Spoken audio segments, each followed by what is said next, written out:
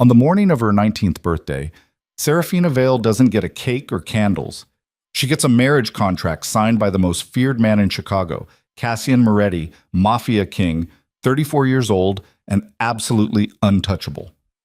3 days later, she's standing in a private chapel wearing white, surrounded by armed men instead of family. No music, no kiss, just his cold signature and a life sentence she never asked for. But that night, inside his penthouse fortress, he places a bronze key in her hand, and everything she thought she understood about this nightmare begins to crack open. If you want to see how far this story goes, hit like, drop a comment with your city, and follow until the end. Done this. The envelope arrives on a Tuesday morning, slipped under the door of Serafina's apartment like the eviction notice. She almost steps on it carrying groceries inside. 3 cans of soup, discount bread, the kind of food you buy when the hospital bills have already swallowed 2 months of rent. She sets the bags down, picks up the envelope. Heavy paper. Expensive. The kind that doesn't belong in a building where the heat cuts out every winter and the stairs smell like mildew and someone else's desperation. The crest stamped in black wax makes her stomach drop, a serpent coiled around a crown. The Moretti Syndicate. Serafina's hands shake as she tears it open. Inside, there's no letter, no explanation, just a document printed on cream-colored paper with her full name typed at the top in bold letters. Marriage contract. She reads it 3 times before the words stop feeling like a foreign language. Her name, his name, Cassian Moretti. A date 3 days from now. Witness signatures already filled in by people she's never met. Legal terms she doesn't understand stacked in paragraphs dense enough to suffocate. At the bottom, 2 blank lines. One for her signature, one for his. Serafina drops the paper like it's burning her fingers. This has to be a mistake. Some kind of cruel joke. She hasn't seen anyone from that world since her father's funeral 2 years ago. A quiet service with 7 people in attendance and a casket they buried in the cheapest plot the cemetery offered. Her father never talked about his work, never brought it home. He kept that part of his life locked behind a door Serafina was never allowed to open. But she knew.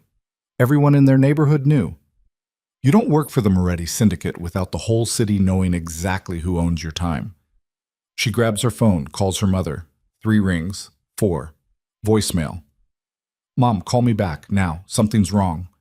She hangs up, paces the apartment, 12 steps from the kitchen to the window. Turn. 12 steps back. The contract sits on the counter like a bomb waiting to detonate. Her phone buzzes. Unknown number. She answers. Hello? Miss Vale. The voice is male, calm, professional. This is Jonathan Hale, legal counsel for the Moretti estate. I'm calling to confirm receipt of the contract. What? I don't understand. The contract outlines the terms of your marriage to Mr. Moretti. The ceremony is scheduled for Friday at 11 a.m. A car will arrive at your residence at 9:30 to escort you to the chapel. I'm not marrying anyone. The words come out too loud, too sharp. I don't even know him. The arrangement was made prior to your father's passing, Miss Vale. All terms were agreed upon and documented. Your signature is required to finalize the agreement. My father he didn't. I've sent additional documentation to your email address. You'll find everything in order. If you have questions, my contact information is included. Wait. The line goes dead. Serafina stares at her phone. Her hands are shaking so hard she nearly drops it. She opens her email. 3 new messages. All from Jonathan Hale. Attachments labeled with clinical precision. Contract_terms.pdf. Financial_documentation.pdf. Legal_obligations.pdf. She opens the first one. The document is 63 pages long. Her father's signature appears on page 17, dated 4 months before he died. The same shaky handwriting from his final weeks, when the cancer had already started eating through his bones, and he couldn't hold a pen without his whole hand trembling. Serafina reads the terms. Reads them again. The language is dense, buried in legalese, but the essentials cut through clear enough. Marriage to Cassian Moretti. Duration, indefinite. Financial provisions included. Termination clause requires mutual consent. And at the bottom of page 17, one line that stops her cold. In exchange for services rendered and debts forgiven, Victor Vale agrees to the union of his daughter, Serafina Rose Vale, to Cassian Moretti as repayment and protection. Repayment, protection. Her father sold her. Serafina barely makes it to the bathroom before she vomits. The next 2 days pass in a fog. She tries calling her mother again, 12 times. Voicemail every time. Either she's not answering or she's screening calls, and Serafina can't decide which possibility makes her angrier. She tries finding a lawyer. 3 different offices. Same answer every time. We can't take cases involving the Moretti syndicate, I'm sorry. One lawyer, an older woman with silver hair and kind eyes, leans across her desk and says quietly, "If you run, they'll find you. If you fight, you'll lose. Sign the papers, keep your head down, and pray he loses interest." Serafina walks out without another word. Thursday night, she packs a bag. Clothes, toiletries, her laptop, the photo of her father from his college graduation. Everything fits in one duffel because she's never owned much to begin with. She sits on the edge of her bed and stares at her phone. She could run, buy a bus ticket, disappear into some small town where nobody's heard of the Moretti name. But she's seen enough movies to know how that story ends. Girls who run from men like Cassian Moretti don't make it to the state line. At 9:30 a.m. on Friday morning, a black car pulls up outside her building. Serafina watches from the window. The driver steps out, tall, broad-shouldered, wearing a suit that probably costs more than her rent. He doesn't look up. Doesn't need to. He knows she's watching. She picks up her bag, walks downstairs. The driver opens the door without speaking. She climbs inside. The interior smells like leather and expensive cologne. Tinted windows turn the city into shadows. They drive in silence through streets she's known her whole life, and everything looks different now, smaller, farther away, like she's already gone. The chapel is tucked in a quiet corner of the city where old money built monuments to itself a century ago. Gothic stone, stained glass, iron gates that close behind the car with a sound like a cell door locking. No other cars in the lot. No guests arriving. Just 2 men in black suits standing outside the entrance, hands folded in front of them, eyes tracking her every movement. The driver opens her door. "This way, Miss Vale." She follows him inside. The chapel is smaller than she expected. Dark wood pews, candlelight instead of electric lamps. The air smells like old incense and something metallic she can't place. There are people inside, maybe a dozen. All men, all armed. She can see the bulges under their jackets, the way they stand with weight shifted to one side to accommodate the weapons at their hips. At the front, beside the altar, 2 men in suits wait with briefcases open on the pew beside them. Lawyers. And at the end of the aisle, standing alone beneath the only window still catching morning light, is Cassian Moretti. Serafina's breath catches. She's seen his photo. Everyone in Chicago has. Grainy surveillance shots in the newspaper, courtroom sketches from trials that never quite stuck. But those images didn't prepare her for the reality of him. He's tall, taller than she expected. The black suit fits him like it was sewn directly onto his body. Dark hair, perfectly styled, sharp jaw. Hands that look like they've never done a day of real work but somehow still manage to look dangerous. And his eyes, cold, flat. The kind of eyes that have seen things die and felt nothing. He doesn't smile, doesn't move, just watches her walk toward him like he's assessing a piece of property he's about to acquire. Serafina's legs feel like water. She forces herself to keep walking. When she reaches the altar, Cassian finally speaks. "Serafina." His voice is quiet, controlled. No warmth, no inflection, just her name, delivered like a statement of fact. "Mr. Moretti, Cassian." He tilts his head slightly. "We're about to be married. First names seem appropriate." One of the lawyers steps forward. "If we're ready, we can begin." Cassian nods. The ceremony is brutal in its efficiency. No music, no readings, just an officiant who appears from a side door and recites the vows in a monotone that makes the whole thing feel like a business transaction. "Do you, Cassian Moretti, take this woman?" "I do." "Do you, Serafina Vale, take this man?" Her mouth is dry. She can feel everyone watching her. Cassian's expression hasn't changed. He's not even looking at her anymore. He's looking past her, toward the exit, like he's already thinking about what comes next. I do. The words taste like ash. By the power vested in me, I now pronounce you husband and wife. Silence. The officiant closes his book. You may kiss the bride. Cassian doesn't move. Serafina's heart hammers. She doesn't know if she's relieved or humiliated. We'll skip that part, Cassian says quietly. He turns to the lawyers. The documents. One of them produces a folder. Cassian signs 3 different pages without reading them. Then he slides the folder across to Serafina. Sign. She picks up the pen. Her hand is shaking so badly the first signature comes out looking like a child's scrawl. She signs twice more, matching the spots where Cassian's name already appears in sharp, confident strokes. The lawyer collects the papers. Congratulations. Nobody responds. Cassian buttons his jacket. We're leaving. He doesn't wait for her, just walks toward the exit with long, purposeful strides that force Serafina to half-jog to keep up. Outside, a different car is waiting, larger, blacked-out windows. The driver opens the back door and Cassian slides inside without a word. Serafina hesitates. Get in. Cassian's voice comes from inside the car, flat and impatient. She climbs in. The door shuts behind her with a heavy thunk that sounds too final. The car pulls away from the chapel. Serafina watches through the window as the building disappears behind them, along with the last shred of her old life. Where are we going? Her voice sounds small. Home. I need to go back to my apartment. My things. Already handled. Your belongings will be delivered by this evening. You went through my apartment? I had people pack your essentials. Anything else you need, you'll buy new. The casual arrogance in his voice makes her teeth clench. You had no right. I have every right. He finally looks at her.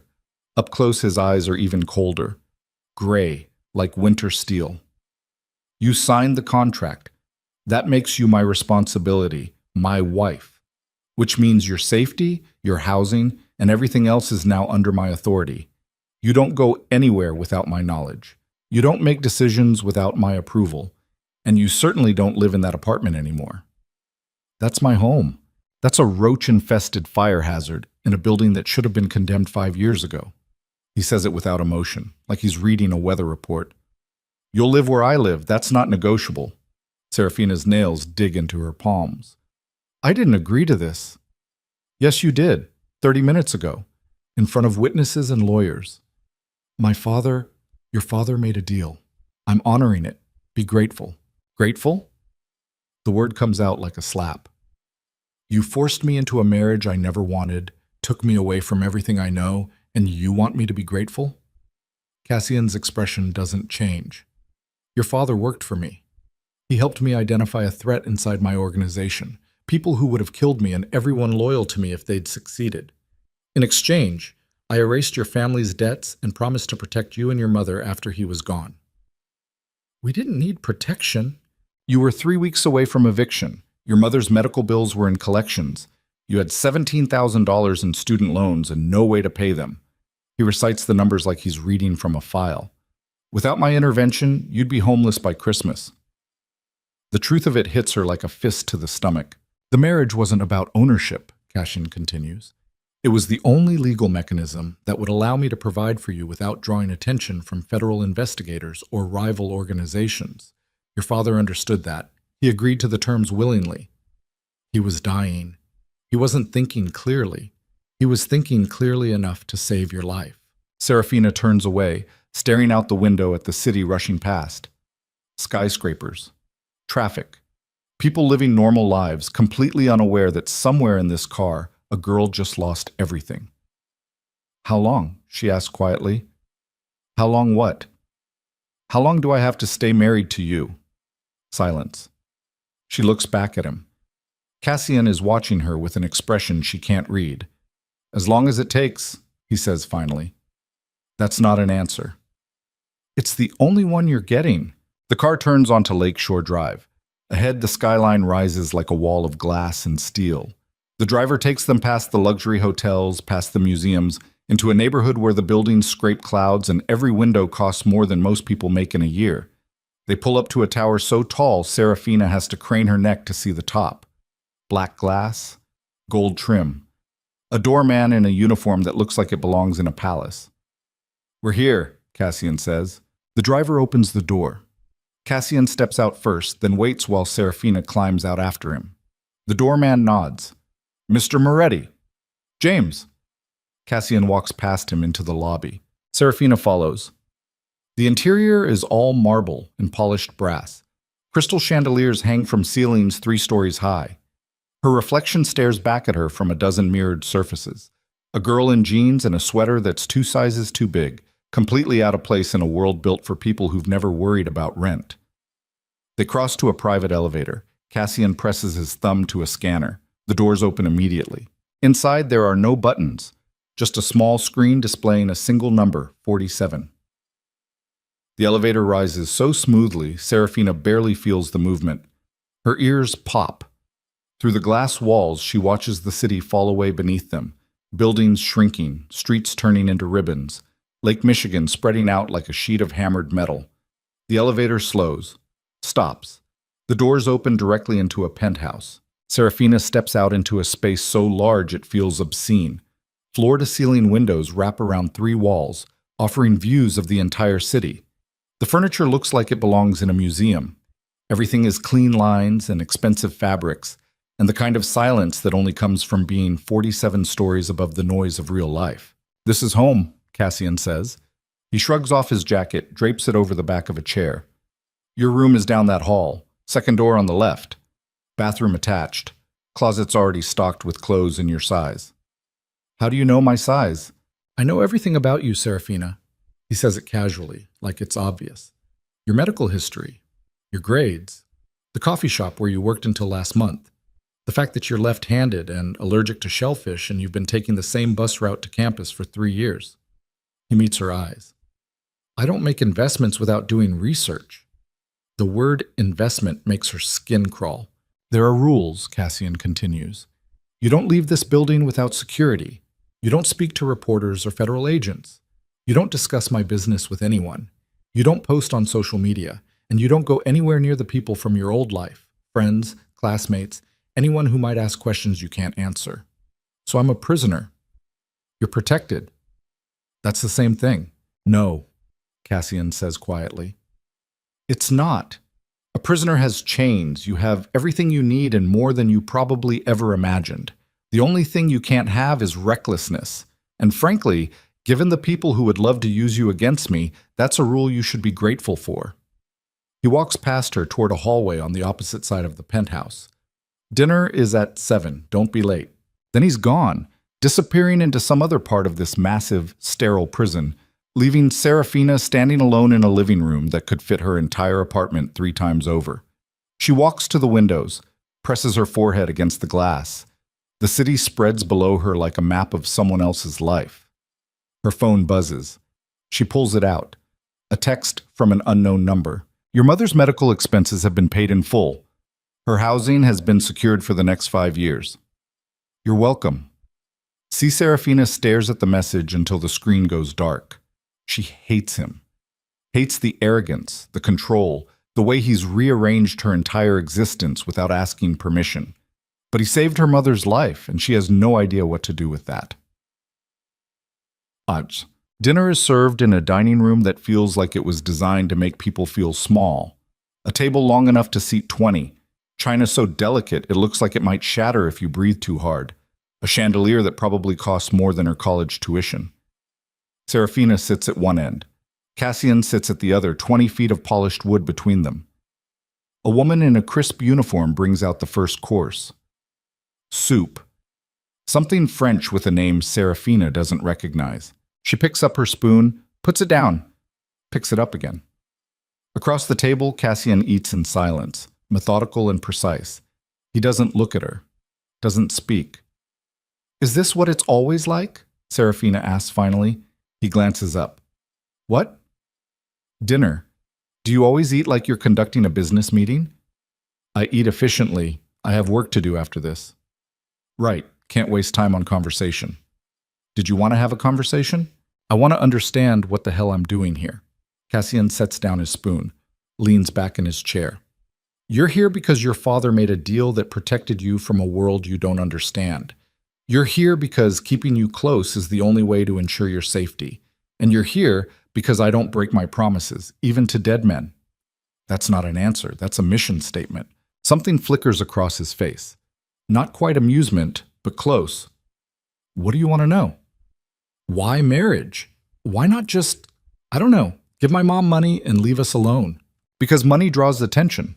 Large sums moving between a crime boss and a civilian family raises questions. Federal investigators look into those things. So do rival organizations. But a marriage?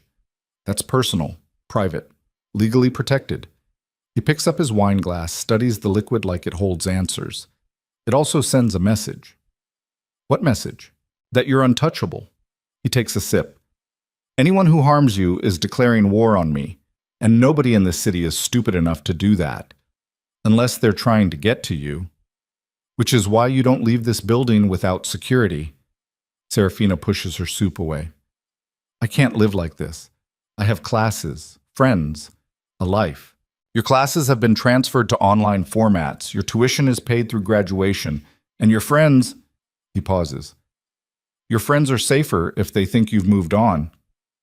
You can't just erase my entire life. I can. I did. And you'll adjust. The certainty in his voice makes her want to throw something. Instead, she stands. I'm not hungry. Sit down. Excuse me? I said sit down. His tone hasn't changed, still quiet, still controlled, but there's steel underneath now. You're angry. I understand that.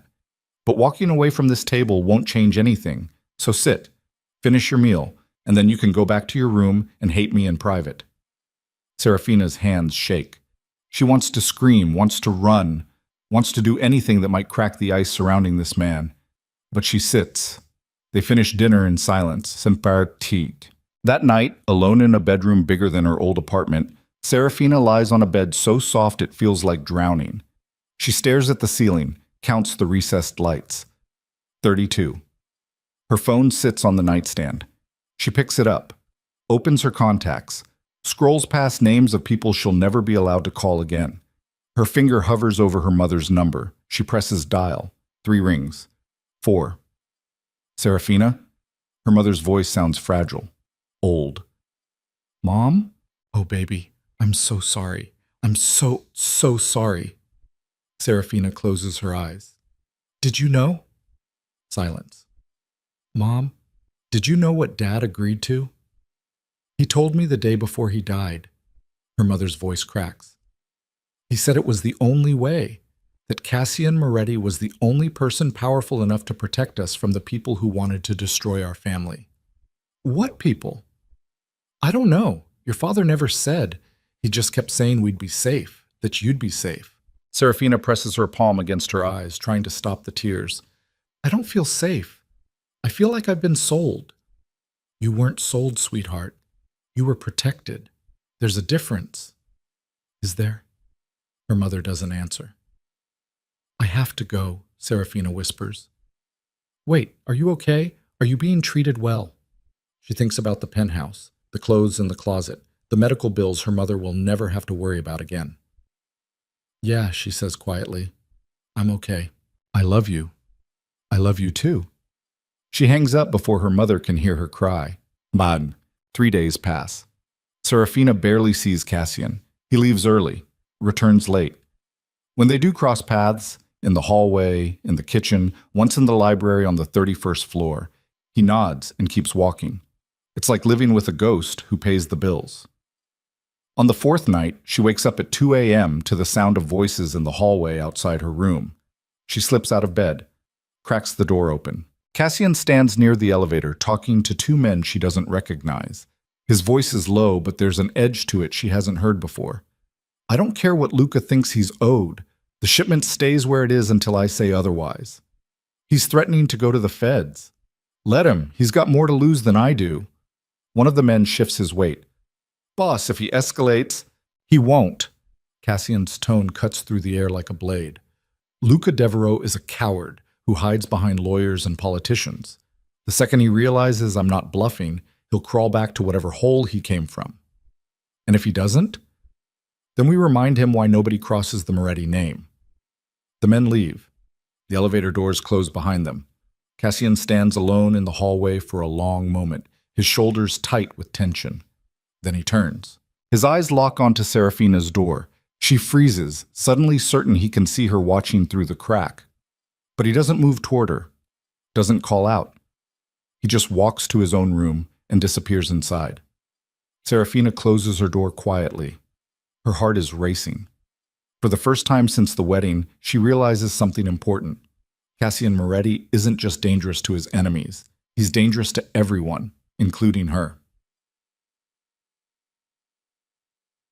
The next morning, there's a key on the kitchen counter. Bronze. Old. Etched with a pattern she doesn't recognize. Beside it, a note in sharp, precise handwriting. 31st floor, East Wing. Use it when you need to breathe. See, Serafina picks up the key, turns it over in her palm. She doesn't understand, but something inside her shifts, and for the first time in 5 days, she feels like maybe, there's more to Cassian Moretti than the cold, untouchable king everyone fears. She takes the elevator to the 31st floor. The key fits a door she never noticed before, tucked behind a corner where the hallway curves away from the main corridor. She turns the lock. The door opens. And everything changes. The room behind the door doesn't belong in Cassian Moretti's world. Serafina steps inside and the air changes, warmer, softer, carrying the scent of old paper and cedarwood instead of the sterile cologne and marble smell that defines the rest of the tower. Amber lamps glow against walls lined floor to ceiling with books. A fireplace crackles in the corner, flames dancing behind an iron grate. 2 velvet chairs sit angled toward each other like they're waiting for a conversation that never happened. It feels impossibly human. She walks deeper into the space, running her fingers along the spines of the books. Leather-bound classics, first editions that probably cost more than her father's funeral. Poetry collections with cracked spines and dog-eared pages, evidence that someone actually read them instead of just displaying them like trophies. On a low table beside one of the chairs, there's a photograph in a silver frame. A woman with dark hair and kind eyes standing in a garden somewhere green and far away from Chicago. She's laughing at whoever's taking the picture, her whole face lit up with joy. Serafina picks up the frame, turns it over. No inscription, no date, but she knows who it is. Cassian has her eyes. She sets the photograph down carefully, like disturbing it might break whatever spell is keeping this room separate from the violence outside its door. That's when she notices the book. It's sitting on the arm of the other chair. A worn copy of something old. The title faded almost to nothing. She picks it up. The pages fall open to a spot marked with a ribbon, and there, in elegant handwriting that slants slightly to the right, someone has written a message in the margin. For Cassian, the world is bigger than revenge. Love, mother. Serafina's chest tightens. She closes the book, puts it back exactly where she found it. And for the first time since she signed those papers, she understands that Cassian Moretti isn't just the cold, untouchable king everyone fears. He's a man who keeps his mother's handwriting preserved in the margins of old books. A man who built himself a library that feels like the opposite of everything he's become. The door behind her opens. Serafina spins around, her heart jumping into her throat. Cassian stands in the doorway, still wearing the suit from whatever business kept him out past midnight. His tie is loosened. His hair is slightly disheveled, like he's been running his hands through it. He looks tired in a way that makes him seem almost human. "You found it," he says quietly. "You left me a key." "I did." They stare at each other across the room. The firelight throws shadows across his face, softening the hard edges. "This was hers, wasn't it?" Serafina asks. "Your mother's." Cassian's expression doesn't change, but something flickers in his eyes. "She died when I was 16. My father had this room sealed after the funeral. Said it was a waste of space." He steps inside, closing the door behind him. "I had it reopened 3 years ago. Haven't changed anything since." "Why?" "Because it's the only place in this entire building that feels like it belongs to something other than violence and greed." He crosses to the fireplace, staring into the flames. "She used to read to me here. Before my father decided I needed to learn the family business instead of wasting time with books." Serafina watches him carefully. This version of Cassian, quiet, reflective, almost vulnerable, Doesn't match the man who gave her a list of rules over dinner and told her she wasn't allowed to have a life. Why did you give me the key? She asks. He's silent for a long moment. When he finally speaks, his voice is barely above a whisper. Because you looked like you were suffocating, and I know what that feels like. The honesty of it catches her off guard. I'm still angry, she says. I know. I didn't ask for any of this. I know that too. Then why? Your father came to me 4 years ago, Cassian interrupts. He turns to face her, his expression carved from stone. He'd uncovered evidence that 3 of my senior captains were planning a coup. They were going to kill me, take over the syndicate, and eliminate anyone loyal to my family. Your father risked his life to bring me that information. Without him, I'd be dead. Serafina's throat tightens. He never told me. He wasn't supposed to. That was the agreement. He'd give me the intel, I'd handle the traitors quietly, and in exchange, I'd make sure your family was protected if anything happened to him. So the marriage was the only legal framework that would allow me to fulfill that promise without raising red flags. Cassian moves closer, stopping a few feet away. Federal investigators watch every dollar I spend. Rival organizations track my associates. If I just paid off your debts and set up your mother in a new apartment, people would have asked questions. They would have dug into your father's background, and they would have figured out he was the one who exposed the coup. And then what? And then they would have killed you both to send me a message. The words land like a punch. Serafina sinks into one of the velvet chairs, her legs suddenly too weak to hold her. He knew. My father knew this was the only way. Yes. And he agreed to sell me to you anyway. He didn't sell you, Cassian's voice sharpens. He saved your life. There's a difference. Is there? Because from where I'm sitting, I'm trapped in a marriage I never wanted, living in a cage with gold bars and being told I should be grateful for the privilege. You're alive, Cassian says flatly. Your mother is alive and cared for.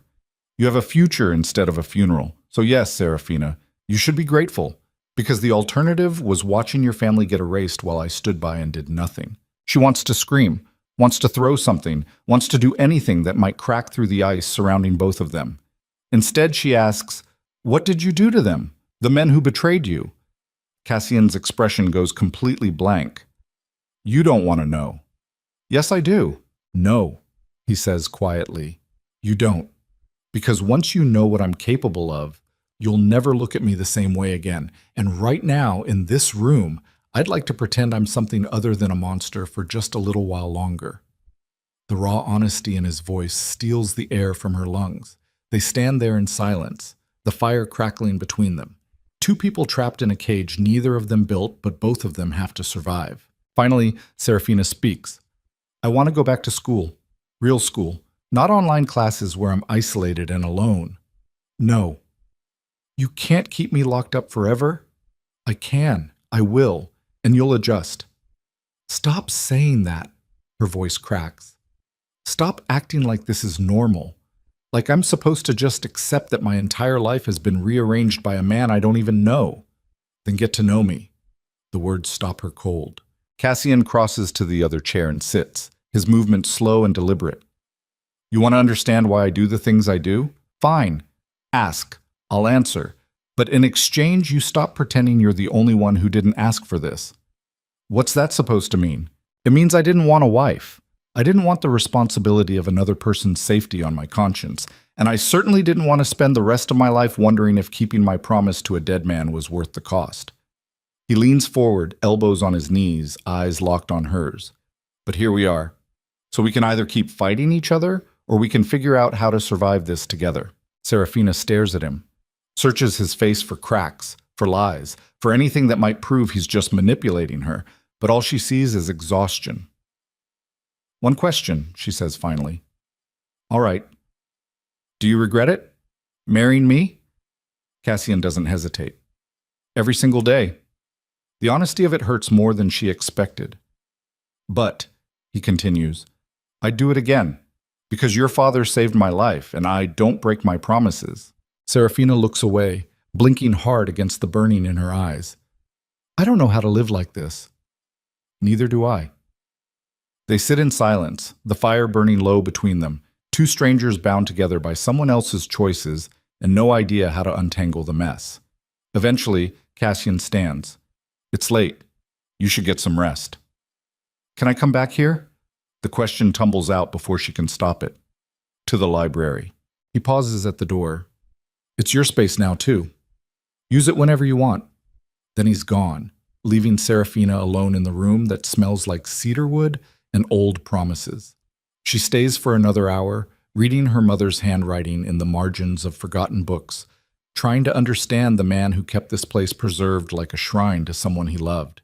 And slowly, against every instinct screaming at her to keep hating him, something inside her begins to shift. But Kate. The next 2 weeks pass in a strange, suspended rhythm. Serafina spends her mornings in the library, working through online coursework that feels hollow compared to real classrooms. In the afternoons, she explores the tower, though explore is generous. Most floors are locked behind security systems she can't access. The gym on the 23rd floor. The business offices on floors 12 through 18, where men in expensive suits move through hallways with the kind of purposeful silence that suggests they're not discussing quarterly reports. Cassian is a ghost. She sees him at dinner most nights, but their conversations are stilted, careful, like they're both afraid of saying the wrong thing and breaking whatever fragile truce they've built. But sometimes, late at night, when she can't sleep, she goes to the library and finds him already there. He never acknowledges her arrival, just keeps reading, a glass of whiskey untouched beside him. And Serafina sits in the other chair with her own book, and they exist in the same space without demanding anything from each other. It's the closest thing to peace she's felt since the wedding. Then everything falls apart. It starts with a phone call. Serafina is in the library halfway through an essay on international trade law when her phone buzzes. Unknown number. She almost ignores it, but something makes her answer. Hello? Serafina Vale? The voice is male, smooth, with an accent she can't place. Or should I say Serafina Moretti now? Her blood turns to ice. Who is this? A friend. Someone who's concerned about your well-being. I don't know you. Not yet, but you will. There's a smile in his voice. Tell me, does your husband know you've been researching divorce lawyers online? That's a dangerous search history to have in his household. Serafina's stomach drops. She hasn't been searching for divorce lawyers, but someone wants Cassian to think she has. I don't know what you're talking about. Of course you don't. Just like you don't know about the offshore accounts he's been hiding from federal investigators, or the shipments coming through the port that he's been lying to his own organization about. The voice turns colder. Cassian Moretti is not the man you think he is. And when everything falls apart, you're going to need someone on your side. Stay away from me. I'm trying to help you, Serafina. When the time comes, remember that. The line goes dead. Serafina sits frozen, her phone clutched in shaking hands. Someone is watching her, tracking her online activity, and they're trying to plant doubt about Cassian in her head. She should tell him. But something stops her. Because what if it's true? What if Cassian has been lying to her about everything? She deletes the call from her history and tries to pretend it never happened. 2 days later, the pretending becomes impossible.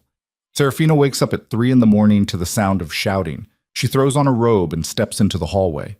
The noise is coming from Cassian's study, a room she's never been allowed to enter. The door is cracked open. Light spills into the dark hallway. She moves closer, her heart hammering. Don't care what Lucas says he has.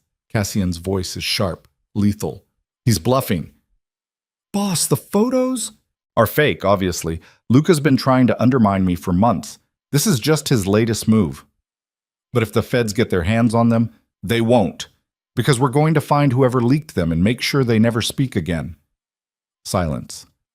Then another voice, quieter. What about the girl? Serafina's breath catches. What about her? Cassian sounds dangerous now. Lucas' people have been asking questions about her, about the marriage. They're trying to figure out if she's leverage. She's not. With all due respect, boss, she is. You married her. That makes her a target. Then we increase security. Or we move her somewhere safer, somewhere outside the city. No. The word cracks like a gunshot. She stays here, where I can protect her. Cassian? I said no. This conversation is over. Footsteps approach the door. Serafina stumbles backward, her heart racing. She makes it 3 steps before the door swings open. Cassian freezes when he sees her. They stare at each other in the dim hallway. His face is carved from stone, but there's something in his eyes, fear maybe, or anger, she can't tell which. How much did you hear? He asks quietly. Enough. His jaw tightens. Go back to your room. Who's Luca? Serafina. Who is he and why is he asking questions about me? Cassian steps into the hallway, pulling the study door closed behind him. Luca Devereaux runs a rival organization. He's been trying to take over my territory for the past year, and now he's decided the best way to hurt me is through you. Because you married me. Yes. So I'm in danger because of you. You were always in danger. His voice is tight, controlled, but I'm handling it. How? By locking me in this tower and pretending I'm safe? By keeping you close enough that I can protect you. I don't need your protection, Serafina snaps. I need my life back. Your life back? Cassian's composure cracks. You think you had a life? You were drowning in debt, working at a coffee shop that paid minimum wage, and 1 semester away from dropping out because you couldn't afford tuition. That's not a life. That's survival. At least it was mine. And now you have something better. I have a cage. You have safety. You have a future. You have everything you need, except freedom. The word hangs between them like a blade. Cassian's expression goes completely blank. If you want to leave, the door is there. I'm not stopping you. Serafina's breath catches. What? You heard me. If you think you'd be better off out there, alone, unprotected, with people like Luca hunting for any weakness they can exploit, then go. I won't stop you. You're lying. I've never lied to you. You've never told me the truth either. Cassian steps closer, his eyes burning with something fierce and desperate. You want the truth? Fine. The truth is your father saved my life, and I promised to protect you. The truth is I married you because it was the only way to keep that promise without getting you killed. The truth is I wake up every morning wondering if today's the day someone figures out how important you've become and uses that against me. And the truth is, he stops, takes a breath. The truth is I can't force you to stay. So if you want to leave, leave. But don't pretend you're making that choice because you're brave. You're making it because you're terrified of what it means to trust me. The accusation hits like a slap. I don't trust you, Serafina whispers. How can I? You've given me no reason to. I've given you everything. You've given me things. That's not the same as trust. Cassian's face twists with something that might be pain. Then it's gone, replaced by the cold mask she's come to recognize as his armor. Go to bed, Serafina. We'll talk in the morning. I'm not done. Yes, he says quietly. You are. He walks past her toward his own room, his shoulders rigid with tension. Serafina stands alone in the hallway, shaking with anger and fear and something else she doesn't have a name for. She doesn't go to bed. She goes to the library, and she starts digging through every book on the shelves, looking for answers about the man who married her and the mother who left him messages in the margins. She finds the letters at dawn. They're tucked inside a volume of poetry near the back of the room, a stack of envelopes tied with a faded ribbon. The handwriting on the front is the same elegant script from the book. To my son. Serafina shouldn't read them. She knows that. But she's already crossed so many lines. What's one more? She unties the ribbon, opens the first letter. My dearest Cassian, if you're reading this, I'm already gone, and I'm so sorry for leaving you alone in this terrible world your father has built. I tried to protect you from it, tried to show you that there's beauty and kindness beyond the violence and greed. But your father is a strong man, and I'm not strong enough to fight him. Please don't let him turn you into something hollow. Don't let this life steal your heart. Remember the library. Remember the books we read together. Remember that revenge is a poison that destroys the person who drinks it. Be better than he is. Be better than this world expects you to be. I love you more than words can say. Mother Seraphina's hands shake as she sets the letter down. There are 11 more in the stack. She reads them all. Each one is a plea, a warning, a desperate attempt by a dying woman to save her son from becoming the monster his father was grooming him to be. And every single one ends the same way: be better. By the time she finishes the last letter, tears are streaming down her face, because she understands now. Cassian didn't fail his mother's test. He's been trying to pass it for 20 years, keeping the library intact, protecting people who can't protect themselves, honoring promises made to dying men. He's been trying to be better, and nobody's ever noticed. The door opens behind her. Seraphina wipes her eyes quickly, but it's too late. Cassian stands in the doorway, still wearing yesterday's clothes. He looks like he hasn't slept. His eyes fall on the letters spread across her lap. His expression shudders completely. "Those are private," he says, his voice hollow. "I know. I'm sorry. Put them back." "Cassian." "Put them back, Seraphina." There's no anger in his voice, just exhaustion. "Please." She gathers the letters carefully, retying the ribbon exactly how she found it. She tucks them back inside the poetry book. When she turns around, Cassian is still standing in the doorway, watching her with eyes that have seen too much and forgiven too little. "She tried to save you," Seraphina says quietly, "from all of this. She failed." "Did she?" He doesn't answer. Seraphina crosses the room until she's standing directly in front of him. "You're not the monster you think you are. You don't know what I've done." "Then tell me." "No." "Why not?" "Because once you know, you'll look at me the way everyone else does. And I'm not ready for that yet." The vulnerability in his voice breaks something inside her. "I received a phone call 2 days ago," she says. "Someone claiming to be concerned about me. They said you were lying to me, that you had secrets I needed to know about." Cassian goes very still. "What else did they say?" "That I should remember they tried to help me when everything falls apart." "Luca." The name comes out like a curse. "He's trying to turn you against me." "I know." "Then why didn't you tell me immediately?" "Because I wasn't sure if I could trust you." She meets his eyes. "But I am now." Something shifts in his expression. Surprise, maybe, or relief. "The letters," Seraphina continues. "Your mother's letters. She told you the world was bigger than revenge. Do you believe that?" Cassian's throat works. "I don't know anymore." "Then let me help you figure it out." "You can't. This world I'm in, it's too dark, too violent. You don't belong here." "Maybe not. But I'm here anyway, and I'm choosing to stay." "Why?" "Because my father trusted you, because your mother believed in you, and because I think underneath all the ice and control, you're exactly who she hoped you'd become." Seraphina takes a breath. "So, stop pushing me away and let me in." Cassian stares at her like she's speaking a language he's forgotten how to understand. Then, slowly, something in him breaks. He reaches out and pulls her into his arms. Not rough, not demanding, just desperate and exhausted and completely human. Seraphina wraps her arms around him and holds on.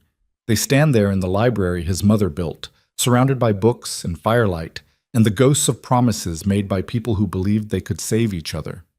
And for the first time since the wedding, Seraphina feels like maybe, just maybe, they have a chance.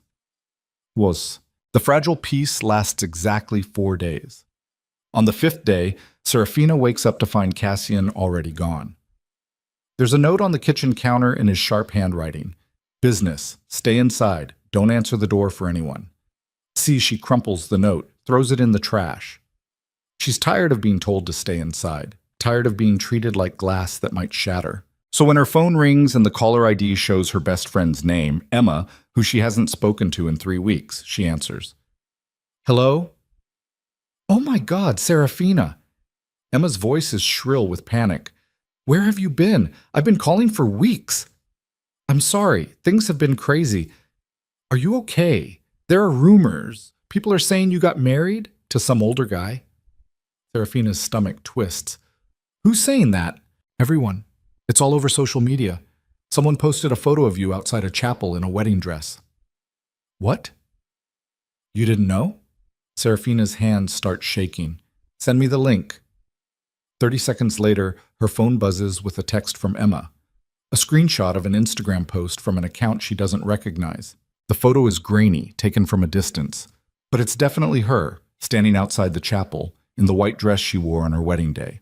And beside her, climbing into the car, is Cassian. The caption reads, Chicago Mafia King. Cassian Moretti forces teenage girl into marriage to settle family debts. Full story at link in bio. The post has 47,000 likes.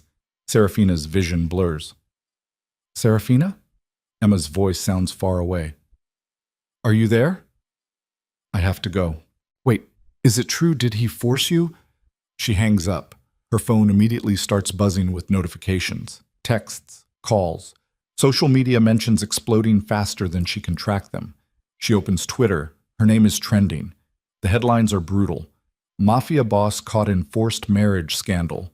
19-year-old girl trafficked into criminal empire. Federal investigation launched into Moretti syndicate. Serafina's knees give out. She sinks to the floor, her phone clutched in shaking hands. Someone leaked the story. Someone with access to photos from their wedding day. And they're painting Cassian as a monster who bought a teenage bride. The elevator dings. Cassian steps out, moving fast. His face is carved from stone. He sees her on the floor, crosses the room in 3 strides, and drops to his knees beside her. Are you hurt? She can't speak, just shakes her head. He takes her phone, scans the screen. His expression goes absolutely lethal. Luca, he says quietly. He did this? He's been planning it for weeks, waiting for the right moment to destroy my reputation and trigger a federal investigation. Cassian stands, pulling her up with him. This is an act of war. What are we going to do? We? He looks at her sharply. You're not doing anything. I'm handling this. This is about me, Cassian. My face is all over the internet, which is exactly why you need to stay out of it. His grip on her arms tightens. Luca is trying to provoke me into making a mistake. If I react emotionally, I lose. So you stay here, stay quiet, and let me fix this. By doing what? His eyes go cold. Whatever's necessary. And Serafina realizes with absolute clarity that she's watching him transform into exactly the kind of monster his mother begged him not to become. Don't, she whispers. Don't what? Don't let him turn you into the thing you've been trying not to be. Cassian's jaw tightens. You don't understand how this world works. Then explain it to me. There's no time. Make time. She grabs his face, forcing him to look at her. You said you wanted to be better than your father. Prove it. Don't go to war over this. Fight him a different way. There is no other way. Yes, there is. We expose the truth. We show people that the marriage wasn't forced, that my father made the deal to protect me. We take away Luca's ammunition before he can use it. Cassian stares at her like she's lost her mind. You want to go public? Tell the world about your father's involvement with the syndicate? I want to tell the truth before Luca's lies destroy everything. The truth will destroy you. Federal investigators will come after your mother. Luca's people will target you even harder. You'll be painted as a collaborator. I'm already being painted as a victim. Her voice cracks. At least this way, I get to choose the narrative. Cassian searches her face, looking for cracks, for doubt, for any sign that she doesn't understand what she's offering to sacrifice. But Serafina has never been more certain of anything in her life. If we do this, Cassian says slowly, there's no going back. You'll be tied to me publicly, permanently. Every crime, every investigation, every headline, you'll be in the center of it. I know. And you're willing to accept that? I'm willing to fight for the truth, even if it costs me everything. Something shifts in his expression. Surprise, maybe, or respect. All right, he says quietly. Then we do this together. Serafina nods. And somewhere in the city, Luca Devereaux makes his next move, one that will push them both past the point of no return. The attack comes at midnight. Serafina is in the library drafting a statement with Cassian and his lawyers when the lights go out. Emergency backup generators kick in immediately, bathing everything in red. Cassian's phone buzzes. He answers, listens. His face goes white. Get her to the safe room, he says to someone on the other end. Then to Serafina, "We need to move. Now." "What's happening?" "Luca's people are in the building." The words barely register before the sound of gunfire tears through the tower. Cassian grabs her hand and runs. They burst into the hallway. Men in tactical gear are already flooding the floor from the emergency stairs. Cassian's security team returns fire, the sound deafening in the enclosed space. Cassian pulls her toward a hidden panel in the wall, presses his palm to a scanner. A door slides open, revealing a narrow stairwell going down. "Move." They descend 3 floors before the stairwell shakes with an explosion. Serafina stumbles. Cassian catches her, keeps them moving. They reach a reinforced door. Cassian enters a code. The lock disengages. Inside is a room built like a vault. Steel walls, no windows, enough supplies to last a week. Cassian shoves her inside. "Stay here. Don't open this door for anyone except me." "Where are you going?" "To end this." "Cassian." He cups her face in his hands, kisses her forehead. "If I don't come back, there's a packet in the safe with instructions. Follow them exactly." "You're coming back." "Serafina, you're coming back." Her voice breaks. "You promised my father you'd protect me. You can't do that if you're dead." Something fierce and desperate flashes across his face. Then he kisses her, hard and fast and absolutely certain. "Lock the door behind me." He's gone before she can respond. Serafina stands alone in the safe room, listening to gunfire and shouting echoing through the walls. And she makes a decision that will change everything. She's not hiding anymore. She opens the door and runs straight into the war that's been hunting her since the day she signed those papers. The hallway is chaos painted in red emergency lighting and gunpowder smoke. Serafina runs toward the sound of gunfire, her heart slamming against her ribs so hard she can feel it in her throat. Every instinct screams at her to turn back, to lock herself in the safe room like Cassian ordered, but her feet keep moving forward because hiding isn't going to save anyone. She rounds the corner and nearly collides with one of Cassian's security team, a man named Marcus she's seen stationed outside the penthouse. He's bleeding from a gash above his eye, his weapon raised. "Mrs. Moretti, get back!" The rest of his sentence disappears in the crack of gunfire. Marcus shoves her against the wall, his body blocking hers as bullets tear through the space where she was standing. Return fire erupts from somewhere down the hall. Marcus leans out, fires 3 times, then grabs Serafina's arm. "We need to move, now!" He pulls her toward the main floor, keeping her behind him. They make it 10 feet before a door explodes open and 2 men in black tactical gear burst through. Marcus doesn't hesitate. He fires twice. Both men drop. Serafina's ears are ringing. The smell of blood and cordite burns her nostrils. This isn't a movie. This isn't some abstract concept of violence. This is real. Bodies on marble floors, men dying in hallways, her world tearing itself apart in real time. "Where's Cassian?" she gasps. 30th floor. He's holding them off with the primary team." "Take me to him." "Ma'am, my orders are to get you out." "I don't care about your orders." She yanks her arm free. "Take me to him, or I go alone." Marcus stares at her for half a second, weighing options he doesn't have time to consider. Then he curses under his breath and moves toward the emergency stairs. They climb. The stairwell echoes with shouts and gunfire from floors above and below. Serafina's lungs burn. Her legs shake. She keeps climbing. They reach the 30th floor. Marcus opens the door a crack, peers through, then signals her to stay low. The floor is a war zone. Overturned furniture creates makeshift barricades. Glass from shattered windows glitters across the floor like ice. Bullet holes punch through walls in constellations of violence. And in the center of it all, behind a desk flipped on its side, Cassian fights with the cold precision of someone who's done this before. He fires, drops, rolls to new cover. 3 men advance on his position. He takes out 2 before they even realize where the shots are coming from. The third gets close enough that Cassian has to use his hands. A brutal, efficient sequence that ends with the man's neck at an angle necks aren't meant to bend. Serafina's stomach lurches. Cassian stands, reloading, and that's when he sees her. His face goes white. "What the hell are you doing here?" "Helping. I told you to stay in the safe room, and I told you I'm done hiding." An explosion rocks the building. The floor tilts. Serafina stumbles. Cassian catches her, pulls her down behind the barricade. "They're using explosives," he says, his voice tight. "They're not trying to capture the building. They're trying to bring it down. With us inside? Luca doesn't care about collateral damage. He just wants me dead. Cassian's eyes are hard, calculating. We need to get to the emergency evac point on the roof. It's our only way out. What about your men? They know the protocol. Anyone who can meets us there. Another explosion. Closer this time. The walls shake, dust rains from the ceiling. Cassian grabs her hand. Move. They run. The building groans around them like a dying animal. Emergency alarms shriek. Sprinkler systems activate, turning the smoke-filled air into a choking mist. They reach the stairwell leading to the roof. Cassian kicks the door open. 3 men wait on the landing above. Not Cassian's men, Luca's. Cassian raises his weapon, fires, takes out one before the others return fire.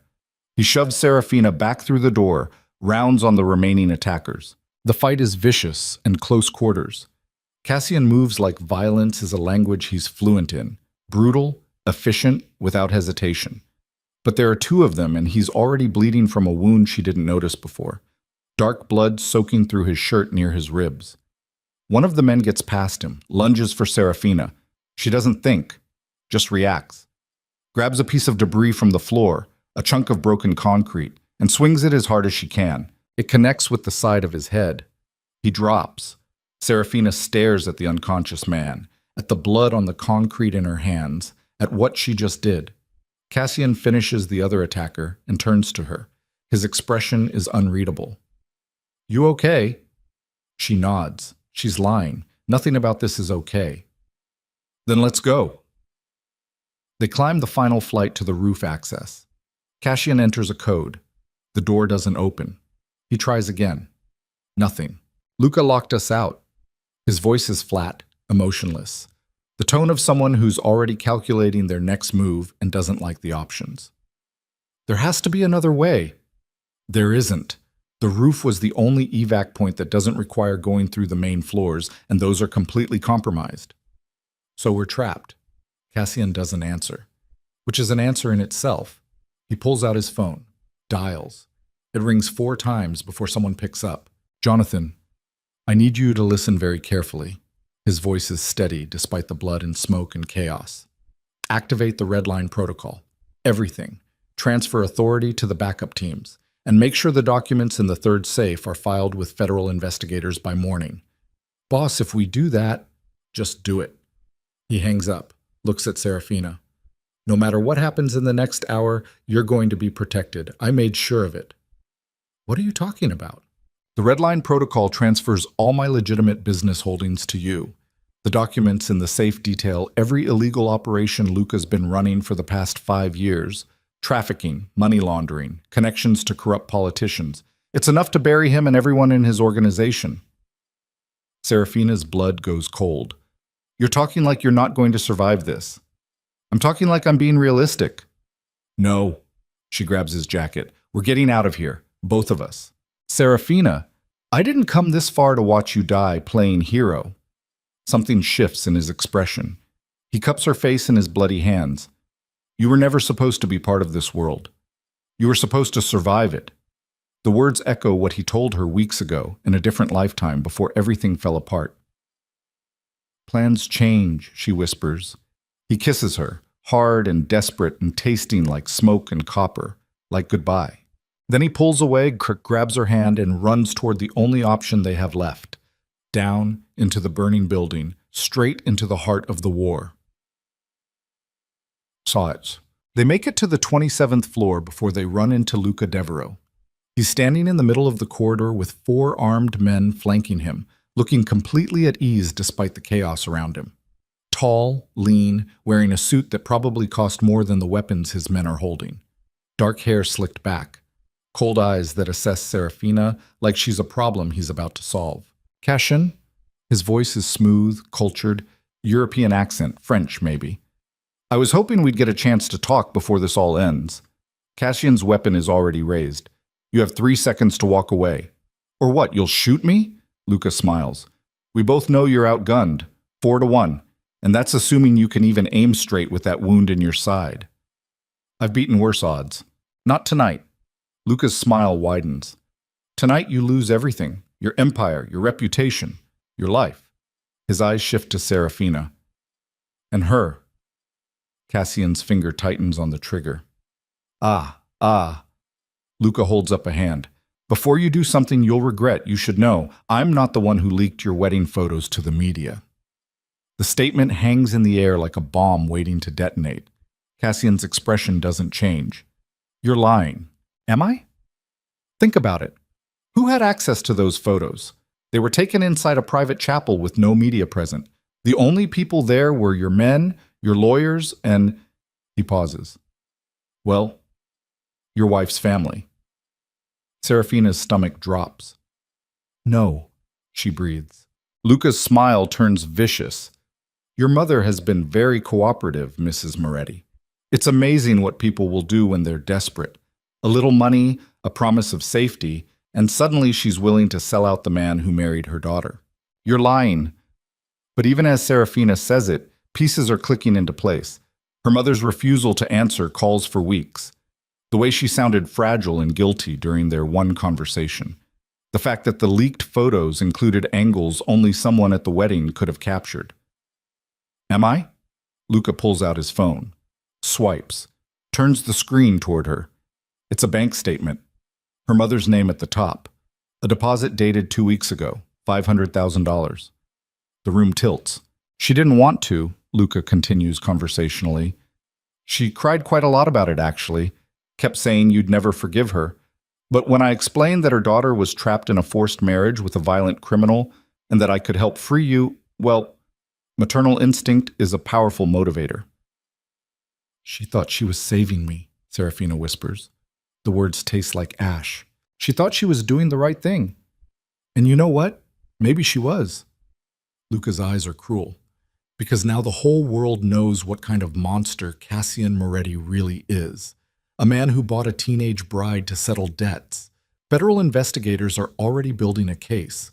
By morning, your husband will be arrested for trafficking, racketeering, and half a dozen other charges. Cassian hasn't moved.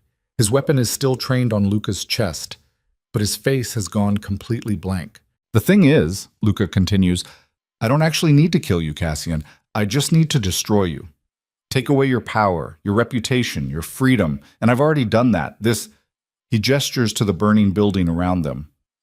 This is just insurance, making sure you don't find a way to wriggle out like you always do. You made a mistake, Cassian says quietly. Did I? You assumed I care more about my reputation than I do about her. Cassian's voice is ice and razors. You targeted the wrong weakness. He fires. Luca's men return fire immediately. Cassian grabs Serafina and throws them both through the nearest door as bullets shred the air where they were standing. They land hard in what looks like an office. Cassian kicks the door shut, shoves a desk against it. It won't hold long. We need to move. He's breathing hard, blood soaking through his shirt faster now. You're hit. I'm fine. You're bleeding. I said I'm fine. He grabs her shoulders, forces her to look at him. Your mother made a choice. A stupid, terrible choice. But she did it because she loves you. You can hate her for it later. Right now, we survive. How? Luca has men on every floor. The building is on fire. And even if we make it out, you're going to be arrested for crimes you didn't commit. Then we make sure Luca goes down with me. How? Cassian's eyes are hard. The evidence I had Jonathan file with the feds? It doesn't just implicate Luca. It implicates everyone he's worked with. Politicians, police, federal agents on his payroll. By morning, half the city's leadership will be under investigation. That's not enough to clear your name. No. But it's enough to drag him into the fire with me. The door shudders under the impact of something heavy. Luca's men, trying to break through. Cassian moves to the window, looks down. They're 27 floors up. No fire escape. No ledge. There's a maintenance access shaft 3 doors down, he says. If we can reach it, we can get to the parking garage. And if we can't? He doesn't answer, just takes her hand and moves toward the back of the office. They slip out through a side door into another corridor. The building groans around them, the structure compromised by explosives and fire. Smoke makes it hard to see more than 10 feet ahead. They make it to the maintenance shaft. Cassian wrenches the door open. Inside is a ladder descending into darkness. You first, he says. You're hurt, which is why I'll be slower. Go! Serafina climbs down. The shaft is narrow, dark, stinking of oil and rust. Her hands slip on the rungs. Below her there's nothing but black. Above she hears Cassian following. His breathing is labored. She can hear him struggling. Cassian? Keep moving. They descend. 5 floors. 10. Serafina's arms shake with exhaustion. Her palms are bleeding from gripping the rusted metal. Then Cassian's hand slips. She hears him fall. Hears the sickening thud of his body hitting the landing 1 floor below. Cassian! She drops the last few feet, lands beside him. He's conscious, but barely. The wound in his side is bleeding worse now, his shirt soaked through. Get up! She tries to pull him to his feet. We're almost there. Go without me. Absolutely not. Serafina, I said no. Her voice cracks. You don't get to save me and then die here. That's not how this ends. He looks at her with eyes that have seen too much and forgiven too little. You're stronger than you think. Then help me prove it. Get up. He does. Barely. She supports as much of his weight as she can. They move toward the exit. The garage is chaos, cars burning, bodies on the ground, Cassian's men, Luca's men. Impossible to tell which is which in the smoke and darkness. A black SUV sits near the exit ramp, engine running, one of Cassian's escape vehicles, left as part of the evacuation protocol. They stumble toward it. Serafina gets Cassian into the passenger seat, then runs to the driver's side. She's never driven a car this size. Doesn't matter. She throws it into gear and guns the engine. The SUV roars up the exit ramp. Behind them, the building shudders. Another explosion. Glass rains down from above. They burst onto the street. Sirens wail from every direction. Police, fire trucks, ambulances. The whole city responding to the war that just tore through one of its tallest buildings. Serafina drives. No destination, just away. Cassian's head lolls against the window. His breathing is shallow. Stay with me, she says. Please. He doesn't respond. She pulls over 2 blocks away behind an abandoned warehouse, grabs her phone, calls 911. I need an ambulance. She chokes on the word. My husband's been shot. We're at... Cassian's hand closes around her wrist. No. You need a hospital. No hospitals. They'll arrest me the second I walk through the door. You're dying. Not yet. He forces himself upright. There's a place, safe house, 40 minutes outside the city. Call Jonathan. He'll give you the address. Cassian, do it. She does. Jonathan answers on the first ring, gives her coordinates, tells her there's a doctor on standby. Serafina drives. The safe house is exactly what it sounds like, a nondescript building in the middle of nowhere, surrounded by fields and darkness. A man meets them at the door, older, gray-haired, wearing surgical scrubs under a jacket. He takes one look at Cassian and curses, "Get him inside!" Between the two of them, they half-carry Cassian to a room set up like a makeshift operating theater. The doctor cuts away his shirt, exposing the wound. It's bad. Worse than Serafina thought. You need to leave, the doctor says. I'm staying. This isn't going to be pretty. I don't care. The doctor looks at Cassian, who nods weakly. Fine, but don't pass out on me. I don't have time to treat 2 patients. Serafina watches as the doctor works, cleaning the wound, extracting the bullet, stitching Cassian back together with hands that have clearly done this before. Cassian doesn't make a sound, just stares at the ceiling with eyes that have gone somewhere far away. Finally, the doctor steps back. He'll live, but he needs rest. Real rest. No more running around playing vigilante. How long before he can move? At least 48 hours. Longer if you want him to actually heal. 48 hours. 2 days while the city burns and federal investigators close in and Luca Devereaux consolidates power. The doctor leaves. Serafina sits beside Cassian's bed, holding his hand. Your mother, he says quietly. You should call her. I can't. She was trying to protect you. By destroying you. She didn't know what she was doing. Luca manipulated her. That doesn't make it okay. No, but it makes it human. He squeezes her hand weakly. Don't hate her. She made a mistake. We all have. Serafina's throat tightens. You're too forgiving. I'm practical. Hate is expensive. And right now, we can't afford it. They sit in silence. Outside, dawn is breaking. The first light of a day that will bring federal investigations and arrest warrants and the systematic destruction of everything Cassian spent his life building. What happens now? Serafina asks. Now we figure out how to survive what's coming. He looks at her. Together. Together? She echoes. But even as she says it, she knows the truth. The man lying in this bed isn't the untouchable king of Chicago anymore. He's human, fallible, bleeding.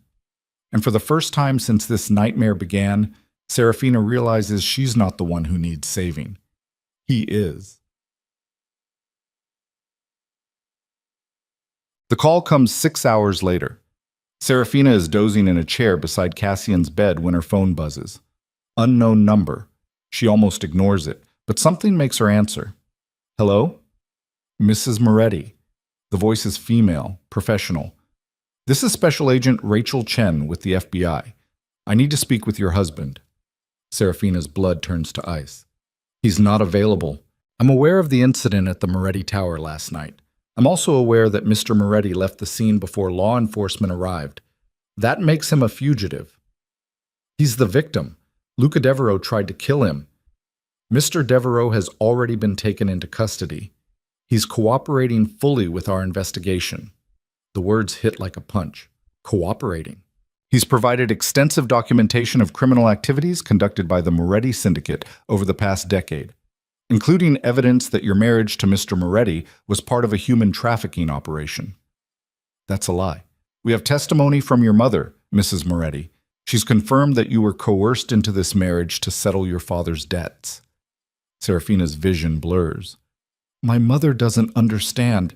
She understands that her daughter was 19 years old and forced to marry a man 15 years older who runs a criminal empire. That's trafficking, Mrs. Moretti, and we take it very seriously. I wasn't forced. I chose. You can't consent to trafficking. The law is very clear on that. Agent Chen's voice softens slightly. I know this is difficult, but we're prepared to offer you protection. Immunity in exchange for your testimony against your husband. We can keep you safe from retaliation. I don't need protection from him. Mrs. Moretti, Ashram, I need protection from you. Serafina's voice shakes. From Luca Devereaux and every corrupt politician and police officer on his payroll. From a system that's more interested in destroying my husband than stopping actual criminals. Cassian Moretti is an actual criminal. So is Luca Devereaux. But he's the one cooperating, isn't he?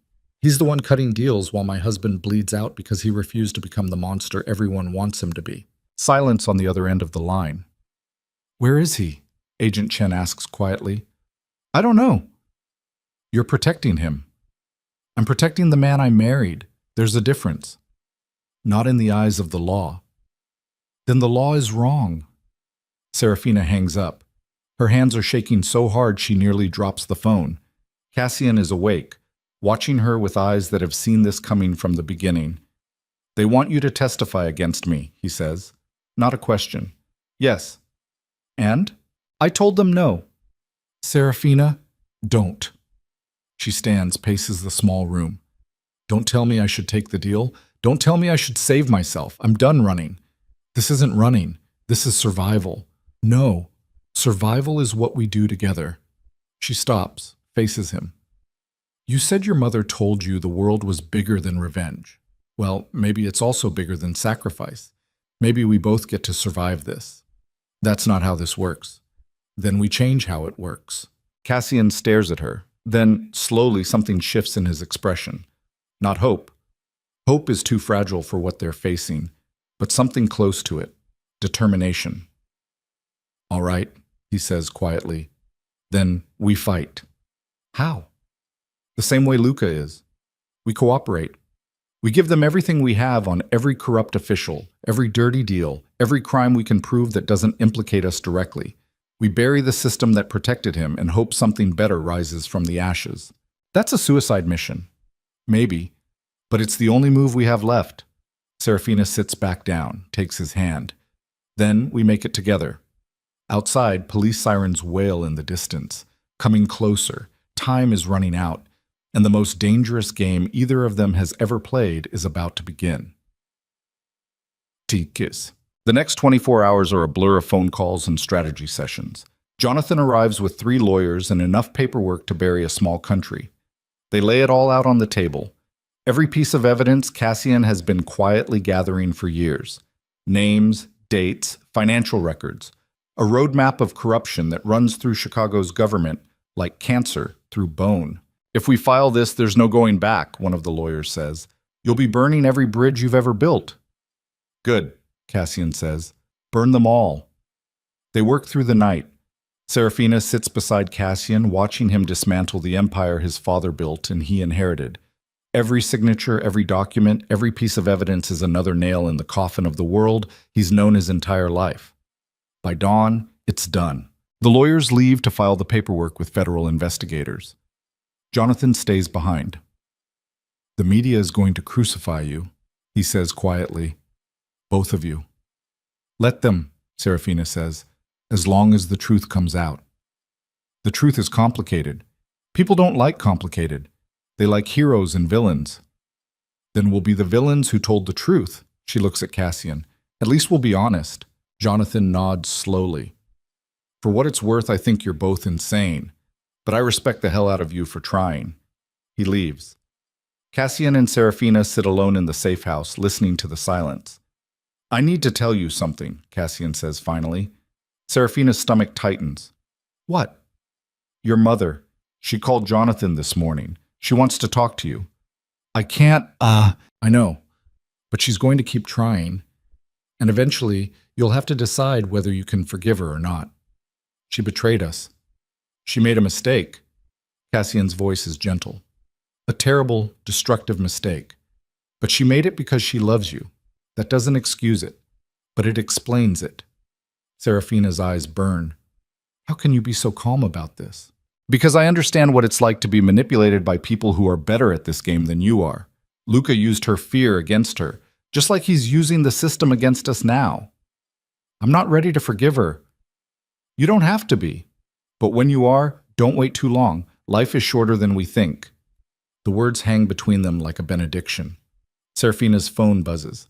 A text from an unknown number. They're coming for you. Both of you. Run. A friend. She shows it to Cassian. His jaw tightens. We don't have friends left. Then who?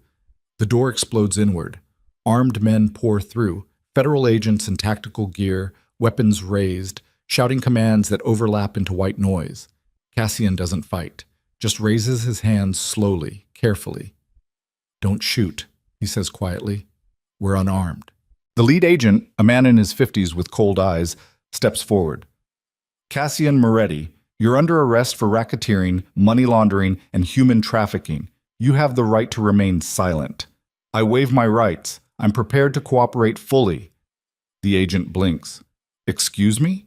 I have information on criminal activities conducted by multiple organizations operating in Chicago. I'm willing to provide testimony and evidence in exchange for immunity for my wife, who had no knowledge of or involvement in any illegal activities. That's not how this works. That's exactly how this works. You want to take down corruption? I'll give you names, dates, financial records, everything you need to prosecute dozens of cases, but He nods toward Serafina, walks away clean. The agent looks at Serafina, then back at Cassian. We'll discuss terms at the federal building. No, we discuss terms now, or I don't say another word without my lawyers present, and you spend the next 5 years trying to build a case while everyone I could have given you disappears. The agent's expression hardens, but he pulls out his phone, makes a call, steps away to confer with someone. When he comes back, his face is carefully neutral. Conditional immunity for Mrs. Moretti pending review of your cooperation and her testimony. Final decision rests with the U.S. attorney.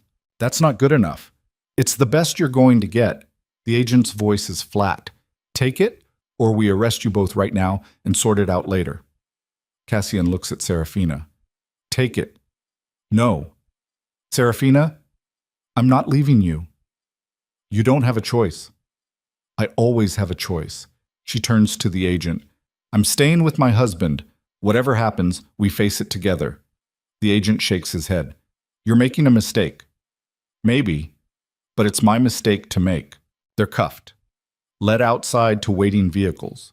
The sun is rising over fields that stretch to the horizon, painting everything gold and amber. Serafina looks back at the safe house one last time. Then they're driven away, toward a future neither of them can predict, and both of them will have to fight for with everything they have left. And somewhere in Chicago, Luca Devereaux watches the news coverage of their arrest and smiles. Because he won. Or so he thinks. The federal holding facility smells like disinfectant and desperation. Serafina sits in an interrogation room with walls the color of old bruises, fluorescent lights humming overhead like angry insects. Her wrists ache from the cuffs they finally removed 20 minutes ago. Across the table, Special Agent Rachel Chen watches her with eyes that have seen 1,000 liars and learned to spot the truth hiding underneath. You understand that by refusing immunity, you're facing potential charges as an accessory to racketeering, money laundering, and conspiracy, Chen says. Her voice is calm, clinical. That's 20 years a minimum if convicted. I understand. Then help me understand why you're protecting him. I'm not protecting him. I'm standing with him. There's a difference. Chen leans back in her chair. Your mother says you were coerced into this marriage, that you had no choice. My mother was manipulated by Luca Devereaux into believing something that wasn't true. Was it? Chen pulls out a folder, opens it, slides a photograph across the table. This is you on your wedding day, 19 years old, no family present, armed guards at every exit. You're telling me that looks like a choice? Serafina stares at the photo. She barely recognizes the girl in the white dress, eyes wide with fear and confusion. It wasn't the choice I would have made for myself, she says quietly. But it was the choice my father made to protect me, and Cassian honored that promise. By forcing you into marriage. By keeping me alive. Serafina meets Chen's eyes. You want to know the truth? Fine. My father worked for the Moretti Syndicate. He uncovered evidence of a coup that would have gotten Cassian killed. In exchange for that information, Cassian promised to protect my family after my father died. The marriage was the legal framework that made that protection possible without drawing attention from people who wanted us dead. People like who? People like Luca Devereaux, who's been trying to take over Chicago's criminal enterprises for years, who orchestrated the attack on the Moretti Tower, who manipulated my mother into betraying us because he knew it was the fastest way to destroy Cassian's reputation. Chen's expression doesn't change. Luca Devereaux has provided us with extensive evidence of criminal activity, so evidence he's been sitting on for years. Why do you think he's cooperating now? Serafina leans forward. Because he knows you'll give him immunity in exchange for testimony against Cassian. He gets to eliminate his competition and walk away clean. You're not prosecuting criminals, Agent Chen. You're being used to fight someone else's war. That's a very convenient narrative. Then explain why Cassian filed hundreds of pages of evidence against corrupt politicians, police officers, and federal agents on Luca's payroll hours before you arrested him.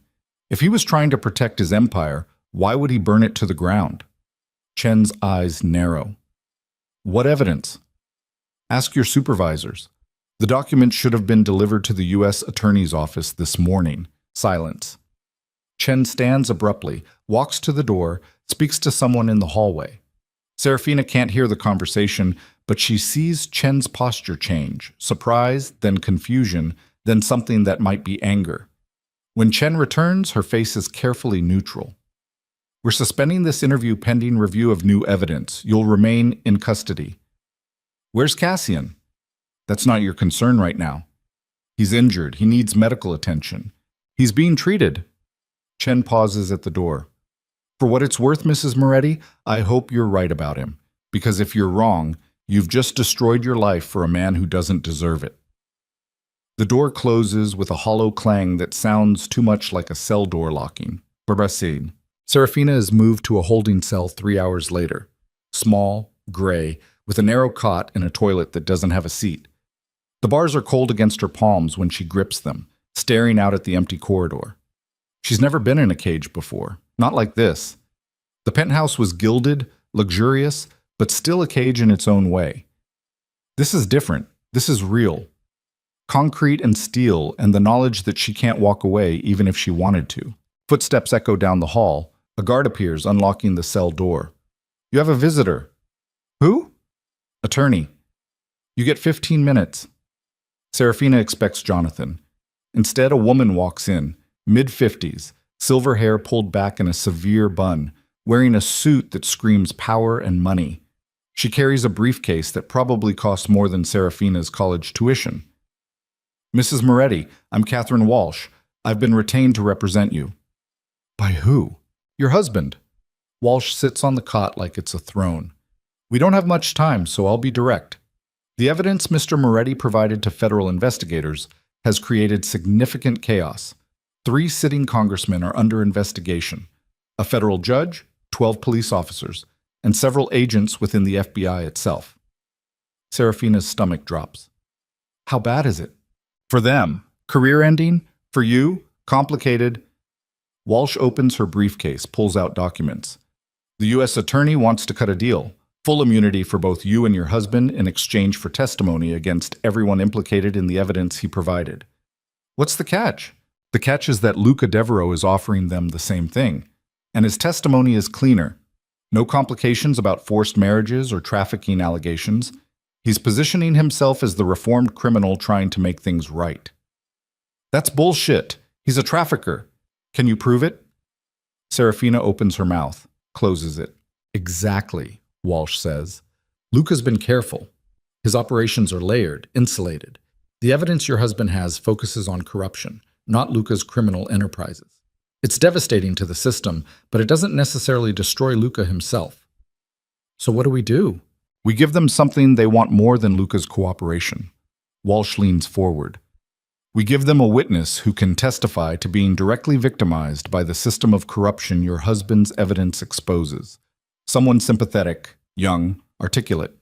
Someone the jury will believe. You want me to testify. I want you to tell your story. The truth. Not the sanitized version Luca's been feeding the media, but the real one. How your father was killed by people inside the Moretti organization who were working with corrupt officials. How Cassian uncovered the conspiracy and protected you from the same people who murdered your father. How Luca manipulated your mother into betraying you because destroying Cassian's reputation was the only way to take over his territory. They'll never believe me. They will if we can corroborate your testimony with evidence. Walsh pulls out another document. This is a deposition from a man named Marcus Reeves, one of Cassian's security team. He's willing to testify about the attack on the Moretti Tower, including communications he intercepted proving Luca ordered the assault. Serafina's hands shake as she takes the document. Marcus survived? Barely. He's in federal protection right now, but he's willing to come forward if you do. Why? Because he believes in what Cassian is trying to do, and because he thinks you're the only person who can make a jury see the difference between a criminal and a man trying to escape the world he was born into. Serafina reads the deposition. Marcus's words are direct, unflinching. He describes the attack in brutal detail, the explosives, the casualties, the orders he heard over Luca's communications network. This could work, she whispers. It will work, if you're willing to fight. Serafina looks up, meets Walsh's eyes. When do we start? Now. Walsh stands. I've already filed motions for your release pending trial. The judge will rule within 24 hours.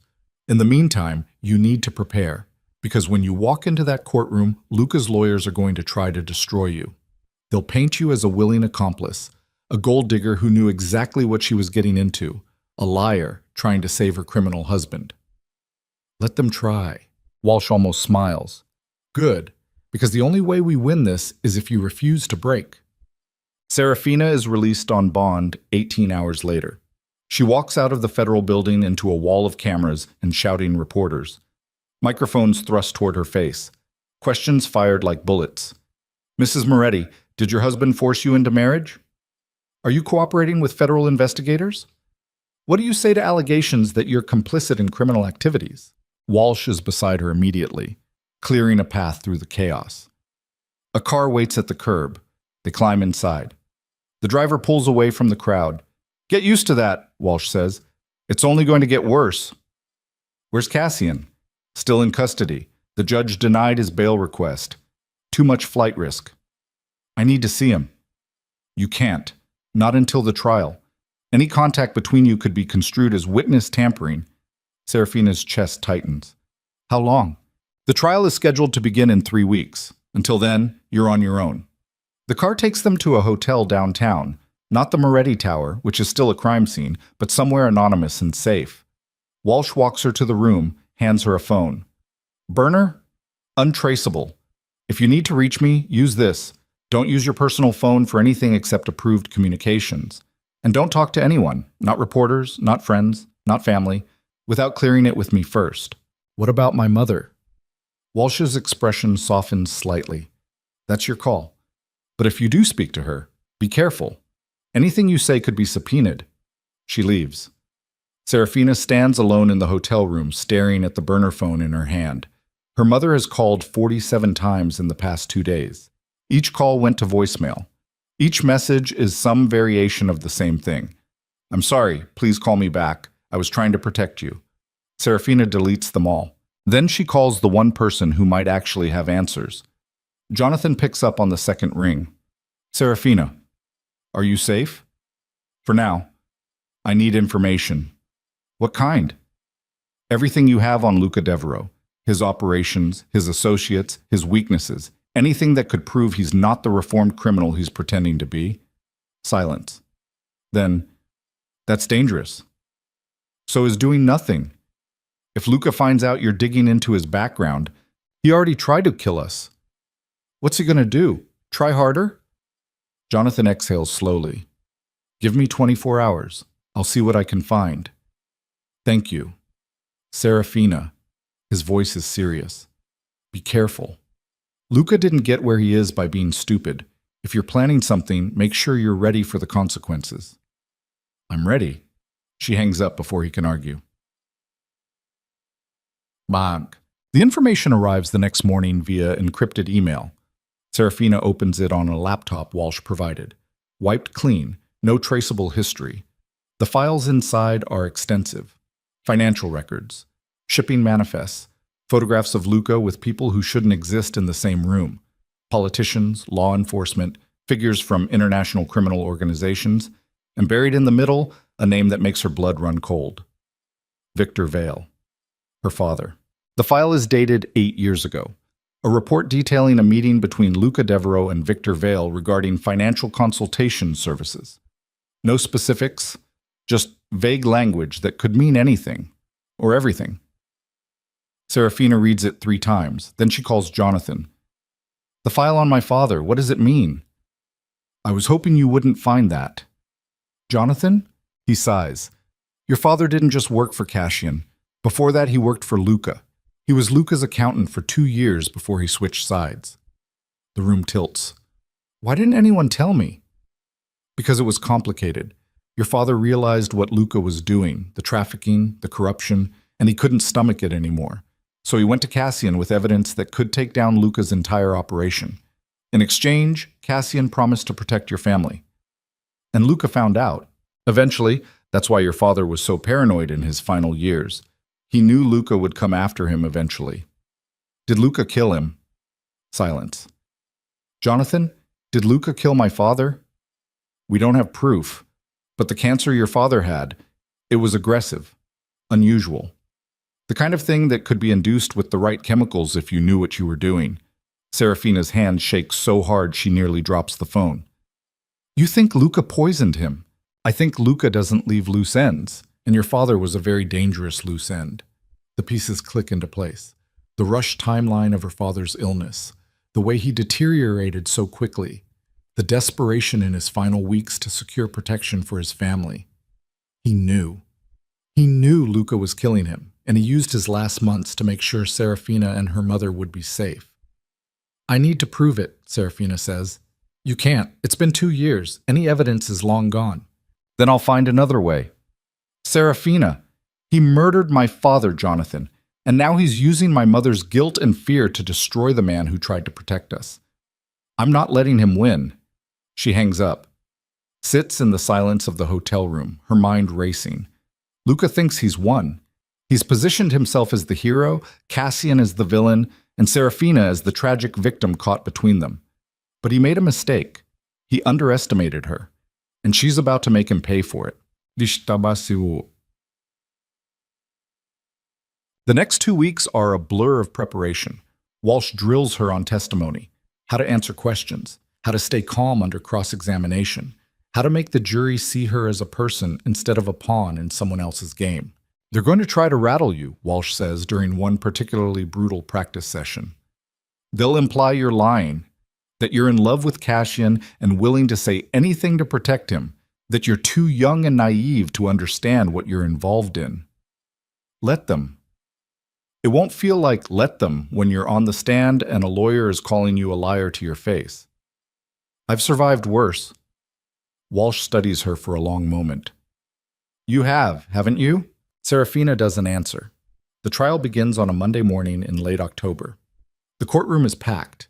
Media in the gallery. Luca's people scattered throughout, watching with predatory interest. Federal prosecutors at one table, Walsh and her team at another. And in the defendant's area, separated by armed guards, Cassian. Serafina sees him for the first time in 3 weeks, and her heart cracks. He looks thinner, older. The wound in his side has healed, but left him moving more carefully. There are shadows under his eyes that weren't there before. But when their eyes meet across the courtroom, something passes between them. A promise. We survived this together. The judge enters. Everyone rises. The United States versus Cassian Moretti. Please be seated. The prosecution calls their first witness. Luca Devereaux walks to the stand like he owns the room. He's dressed in a perfectly tailored suit, his expression solemn and cooperative. The picture of a reformed criminal trying to do the right thing. The prosecutor, a woman named Sandra Mills with sharp eyes and sharper questions, guides him through his testimony. Mr. Devereaux, can you describe your relationship with the defendant? We were competitors in the same industry. Mr. Moretti controlled significant territory in Chicago. I operated in adjacent areas. And did that competition ever turn violent? On his end, yes. Mr. Moretti has a reputation for eliminating threats. I've lost several associates to his organization over the years.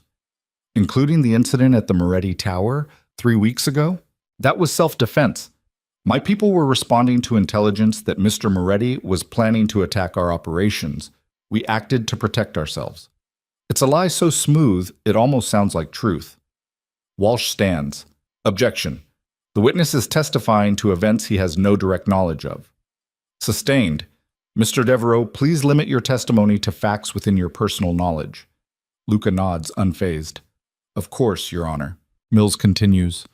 Mr. Devereaux, are you familiar with the defendant's wife, Serafina Moretti?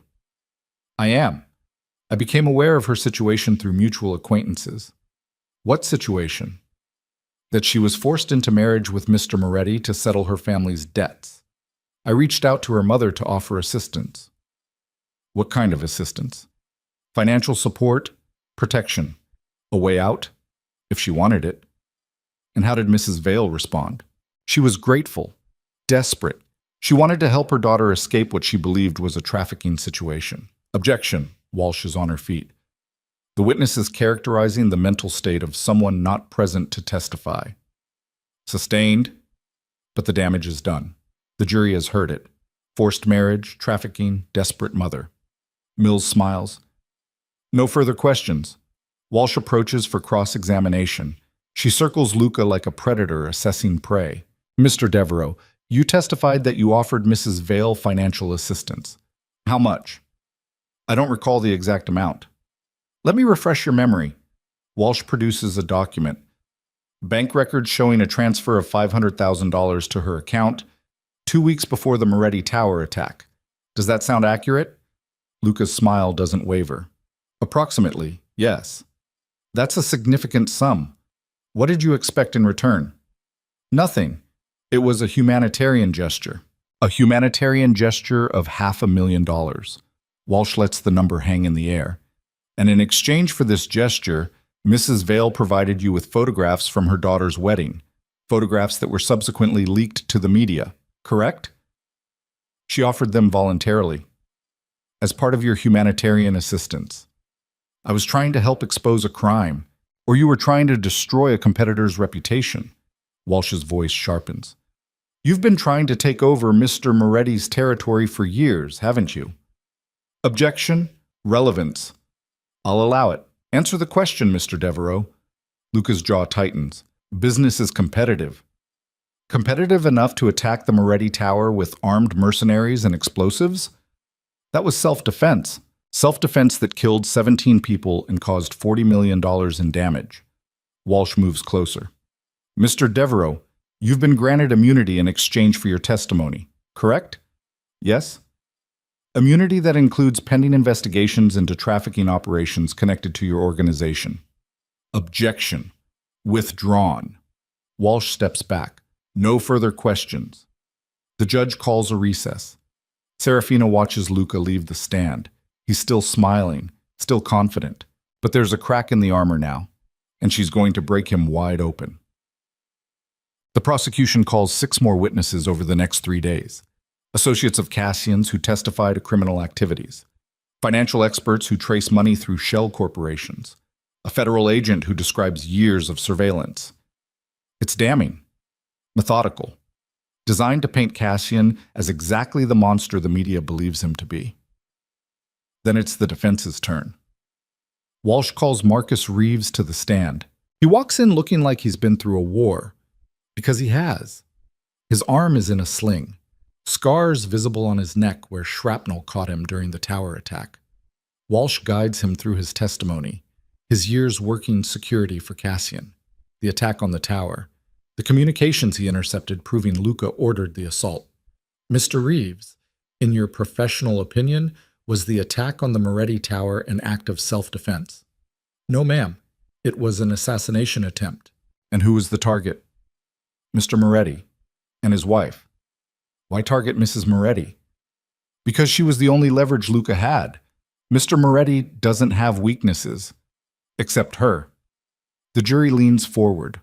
Walsh produces the intercepted communications, plays audio recordings of Luca's people coordinating the attack, discussing casualties, laughing about burning the tower down with everyone inside. The courtroom is silent. Mills cross-examines aggressively, but Marcus doesn't break. He's a soldier who's seen too much to be intimidated by lawyers. When he's dismissed, Serafina can see the shift in the jury's expressions. Doubt.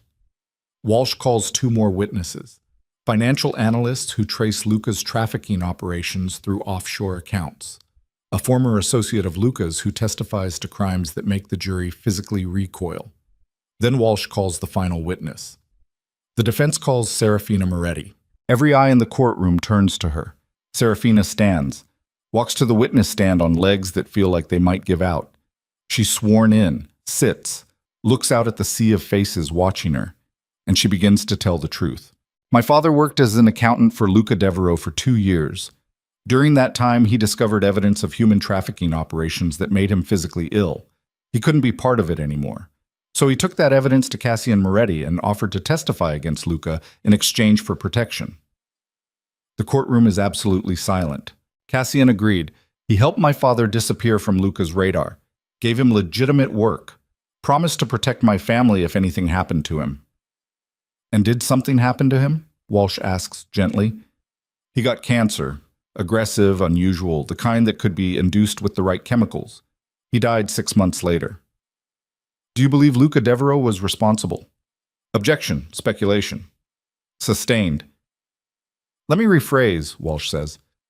Did your father believe Luca was responsible? Yes. In his final weeks, he told my mother that Luca had killed him. That's why he begged Cassian to protect us, because he knew Luca would come for me next. Mills stands for cross-examination. Her expression is cold. Mrs. Moretti, you were 19 years old when you married the defendant, correct? Yes. And you expect this jury to believe that a 19-year-old girl willingly married a man 15 years older who runs a criminal empire? I expect them to believe the truth according to you. A woman who has every reason to lie to protect her husband. I'm not lying. Really? Mills approaches, holding a photograph. This is you on your wedding day. You look terrified. I was terrified. I didn't understand what was happening, but that doesn't mean I was forced. You were 19. I was old enough to understand that my father made a deal to save my life, and Cassian honored that deal. Or he manipulated you into believing that. He gave me the option to leave. Serafina's voice rises. Multiple times. He had annulment papers drafted and signed. Money set aside. A passport. Everything I needed to walk away. He told me I wasn't trapped, but I chose to stay. Why? Because I saw who he really was. Not the monster everyone thinks he is, but a man trying to be better than the world he was born into. A man who keeps his promises even when it costs him everything. Mill's expression hardens. A man who's facing life in prison for crimes you claim he didn't commit. He committed crimes. I'm not saying he's innocent. I'm saying he's not the monster Luca Devereaux wants you to believe he is. Luca murdered my father, manipulated my mother, tried to kill us both, and now he's using this courtroom to finish what he started. Objection. Overruled. The witness may continue. Serafina turns to the jury. You want to know the truth? Here it is. My husband has done terrible things. He's broken laws, hurt people, built an empire on violence and fear. But he's also trying to dismantle that empire. He filed evidence that's going to destroy dozens of corrupt officials. He's cooperating with investigations that will take down organizations far worse than anything he ever ran. He's choosing to be better, and Luca Devereaux is terrified of what that means. The courtroom erupts. The judge bangs his gavel. Order! Mills steps back, her face pale. Walsh stands. No further questions, Your Honor. Serafina is dismissed. She walks back to her seat, her heart hammering, her hands shaking. She did it. She told the truth, and now all they can do is wait. Unquote. The jury deliberates for 2 days. Serafina spends them in the hotel room, unable to eat, unable to sleep, watching news coverage that swings wildly between declaring Cassian a monster and questioning whether Luca is the real villain. On the morning of the 3rd day, Walsh calls. They have a verdict. Be at the courthouse in an hour. Serafina arrives to another wall of cameras, pushes through, finds her seat in the courtroom. Cassian is already there. He looks at her, and for the first time in weeks he smiles. Not the cold, controlled smile he wears like armor. A real smile. Small. Tired. Human. The jury files in. The judge asks the foreman to read the verdict. In the case of the United States versus Cassian Moretti, on the charge of racketeering, we find the defendant guilty. Serafina's stomach drops. On the charge of money laundering, we find the defendant guilty. Her vision blurs. On the charge of conspiracy, we find the defendant guilty. She can't breathe. On the charge of human trafficking, the foreman pauses. We find the defendant not guilty. The courtroom explodes. The judge bangs his gavel, calling for order. Cassian doesn't move, just stares straight ahead, his expression unreadable. The judge speaks. Mr. Moretti, based on your cooperation with federal investigators and the evidence provided, this court is prepared to consider a reduced sentence. However, sentencing will be delayed pending the outcome of ongoing investigations into Luca Devereaux's criminal enterprises. He bangs the gavel. Court is adjourned. Guards move to escort Cassian away. He looks back at Serafina one last time, and she sees it in his eyes. This isn't over. Not even close. Serafina is halfway to the exit when someone grabs her arm. She spins. It's a man she doesn't recognize, mid-40s, wearing a cheap suit, eyes that have seen too much. Mrs. Moretti, you need to come with me. Who are you? Someone who knows what Luca's planning next. He leans closer. He's not going to let you walk away from this. Tonight, midnight, the old warehouse district near the port. If you want to stop him before he comes for you, that's where you need to be. I'm not going anywhere with you. Then you'll die wondering what you could have done to save yourself and your husband. He releases her arm. Midnight. Come alone or don't come at all. He disappears into the crowd. Serafina stands frozen, her mind racing. It's a trap, obviously. But what if it's not? What if this is the only chance she has to end this before Luca destroys everything? She pulls out the burner phone, calls Walsh. No answer. Calls Jonathan, straight to voicemail. She's alone, just like Luca planned. Serafina looks toward the courthouse, where Cassian is being led away in handcuffs. Then she makes a decision that will either save them both or get her killed. She's going to that warehouse, and she's going to end this, one way or another. The warehouse district smells like rust and rotting fish. Serafina stands in the shadow of an abandoned shipping container at 11:45, watching the building where she's supposed to meet the stranger. Her breath comes out in visible clouds. October in Chicago bites hard this close to the water, wind cutting through her jacket like it's made of paper. She knows this is stupid, knows walking into an obvious trap is exactly the kind of mistake that gets people killed. But she also knows that waiting for Luca to make his next move is just another way of dying, slower, more painful, watching everyone she loves get destroyed piece by piece until there's nothing left worth protecting.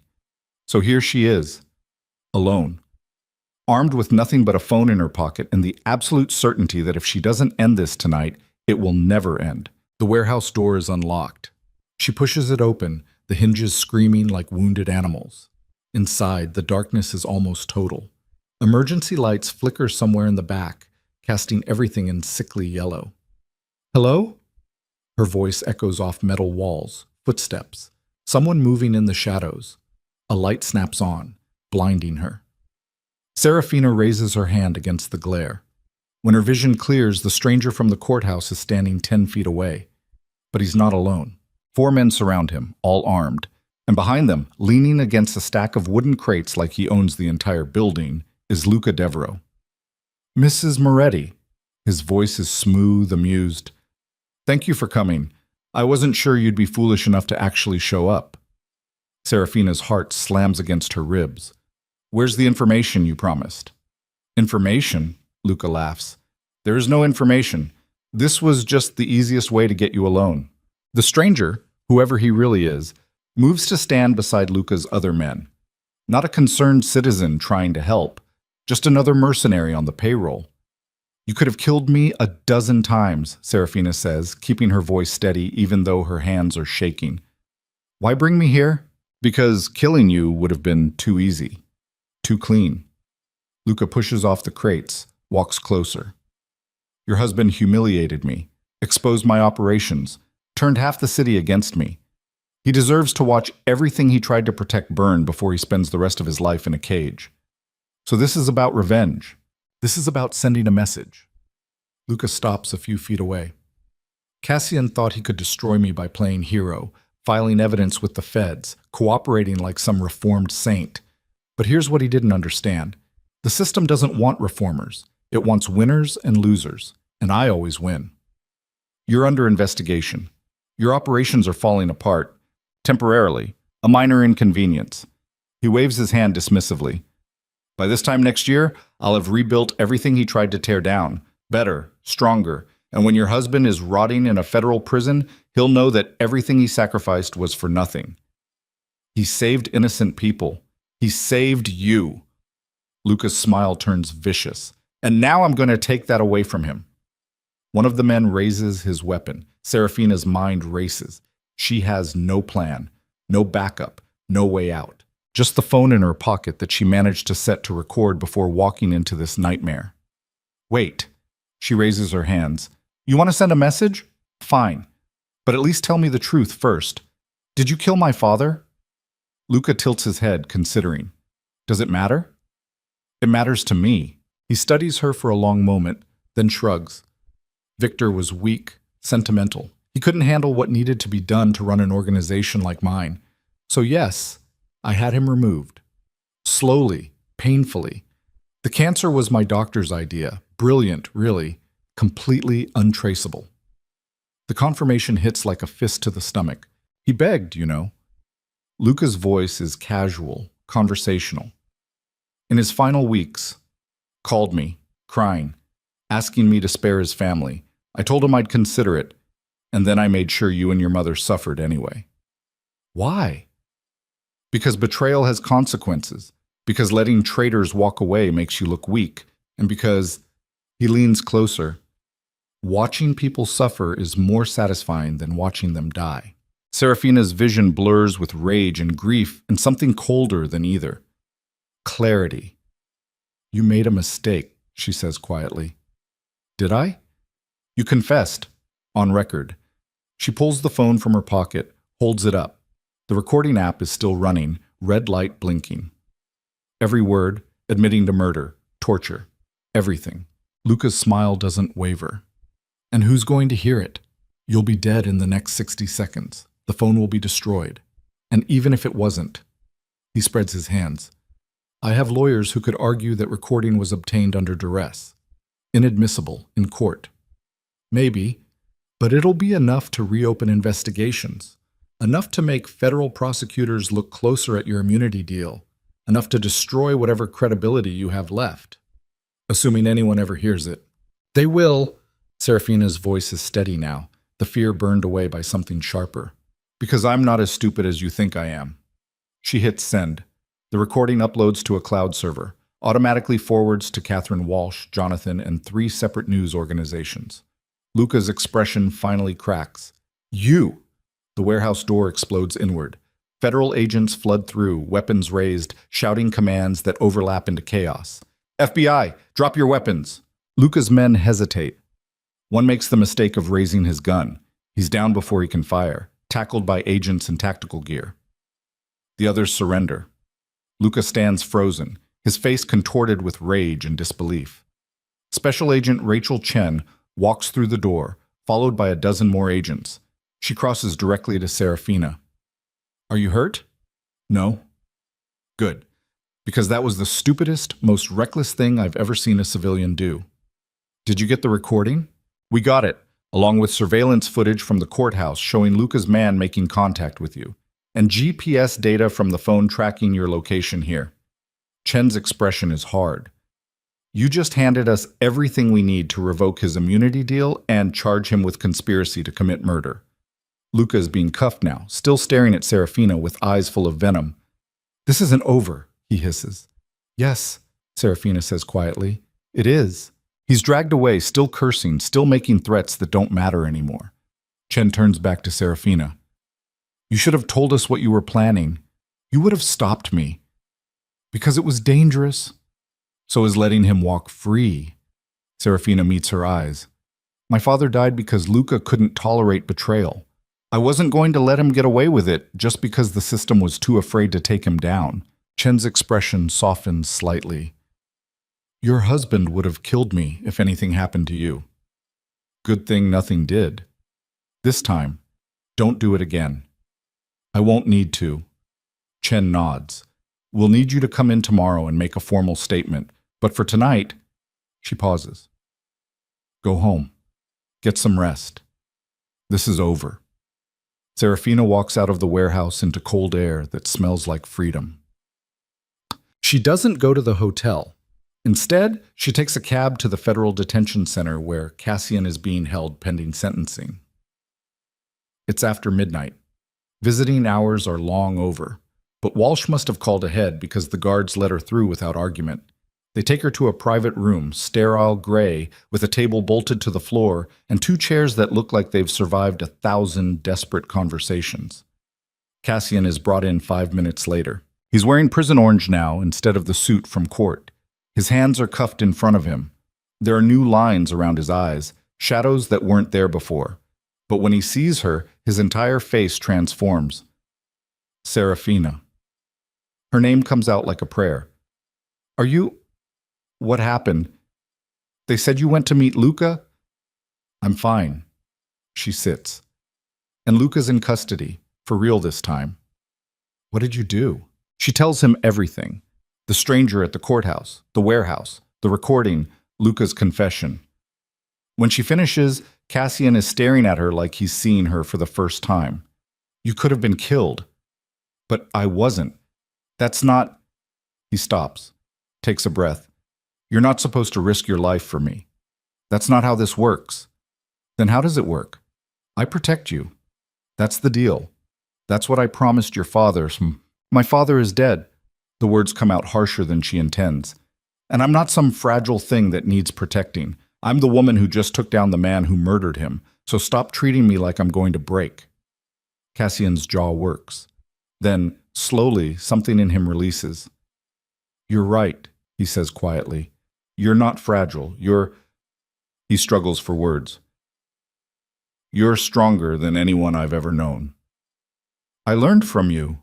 No, this isn't something I taught you. This is who you've always been. He leans forward as much as the cuffs allow. I'm sorry. For what? For everything. For dragging you into this world.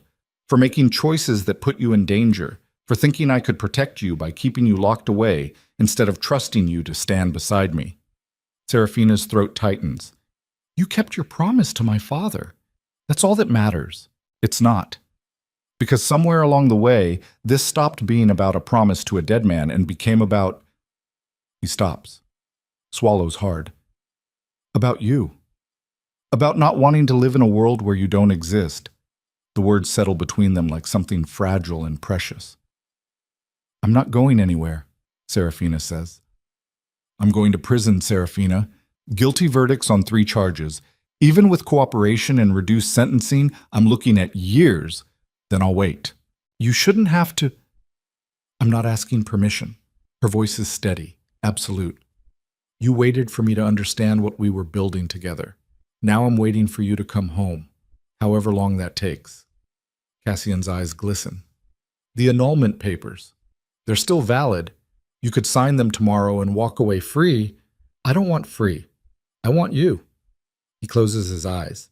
When he opens them again, there's something raw and unguarded in his expression. I love you. The words land like an earthquake. Serafina has heard him say 1,000 things over the past months. Commands, explanations, warnings, but never this. Never the 3 words that make everything else make sense. I love you too, she whispers. They sit in silence, separated by a table and cuffs and a system that will keep them apart for years. But for the first time since this nightmare began, Serafina feels something other than fear. Hope. The sentencing hearing happens 2 weeks later. Cassian stands before the judge, his lawyers flanking him, while federal prosecutors outline the charges and recommended sentences. Mr. Moretti has cooperated extensively with ongoing investigations, the lead prosecutor says. His evidence has led to the indictment of 43 individuals on corruption charges. Additionally, his testimony was instrumental in securing convictions against Luca Devereaux on charges of murder, conspiracy, and racketeering. The judge, an older woman with steel-gray hair and eyes that have seen every kind of criminal, studies Cassian carefully. Mr. Moretti, you've been convicted of serious crimes, racketeering, money laundering, conspiracy. These are not minor offenses. I understand, Your Honor. However, your cooperation and the evidence you've provided have demonstrated a willingness to accept responsibility and assist in dismantling the systems of corruption you were once part of. She pauses. That being said, actions have consequences. She reads the sentence. 5 years. Federal prison. Eligible for parole after 3 with continued cooperation. It's less than it could have been. More than Serafina hoped. Cassian doesn't react, just nods once, accepting the verdict like he accepts everything else, with the quiet dignity of someone who's made peace with the cost of his choices. Guards move to escort him out. He looks back at Serafina one last time. She mouths 2 words. I'll wait. He mouths back, I know. Then he's gone.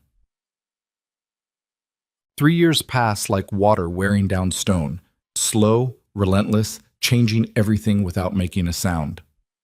Serafina finishes her degree, graduates with honors, accepts a position at a nonprofit focused on dismantling human trafficking networks, using everything she learned from living inside the world her father tried to escape.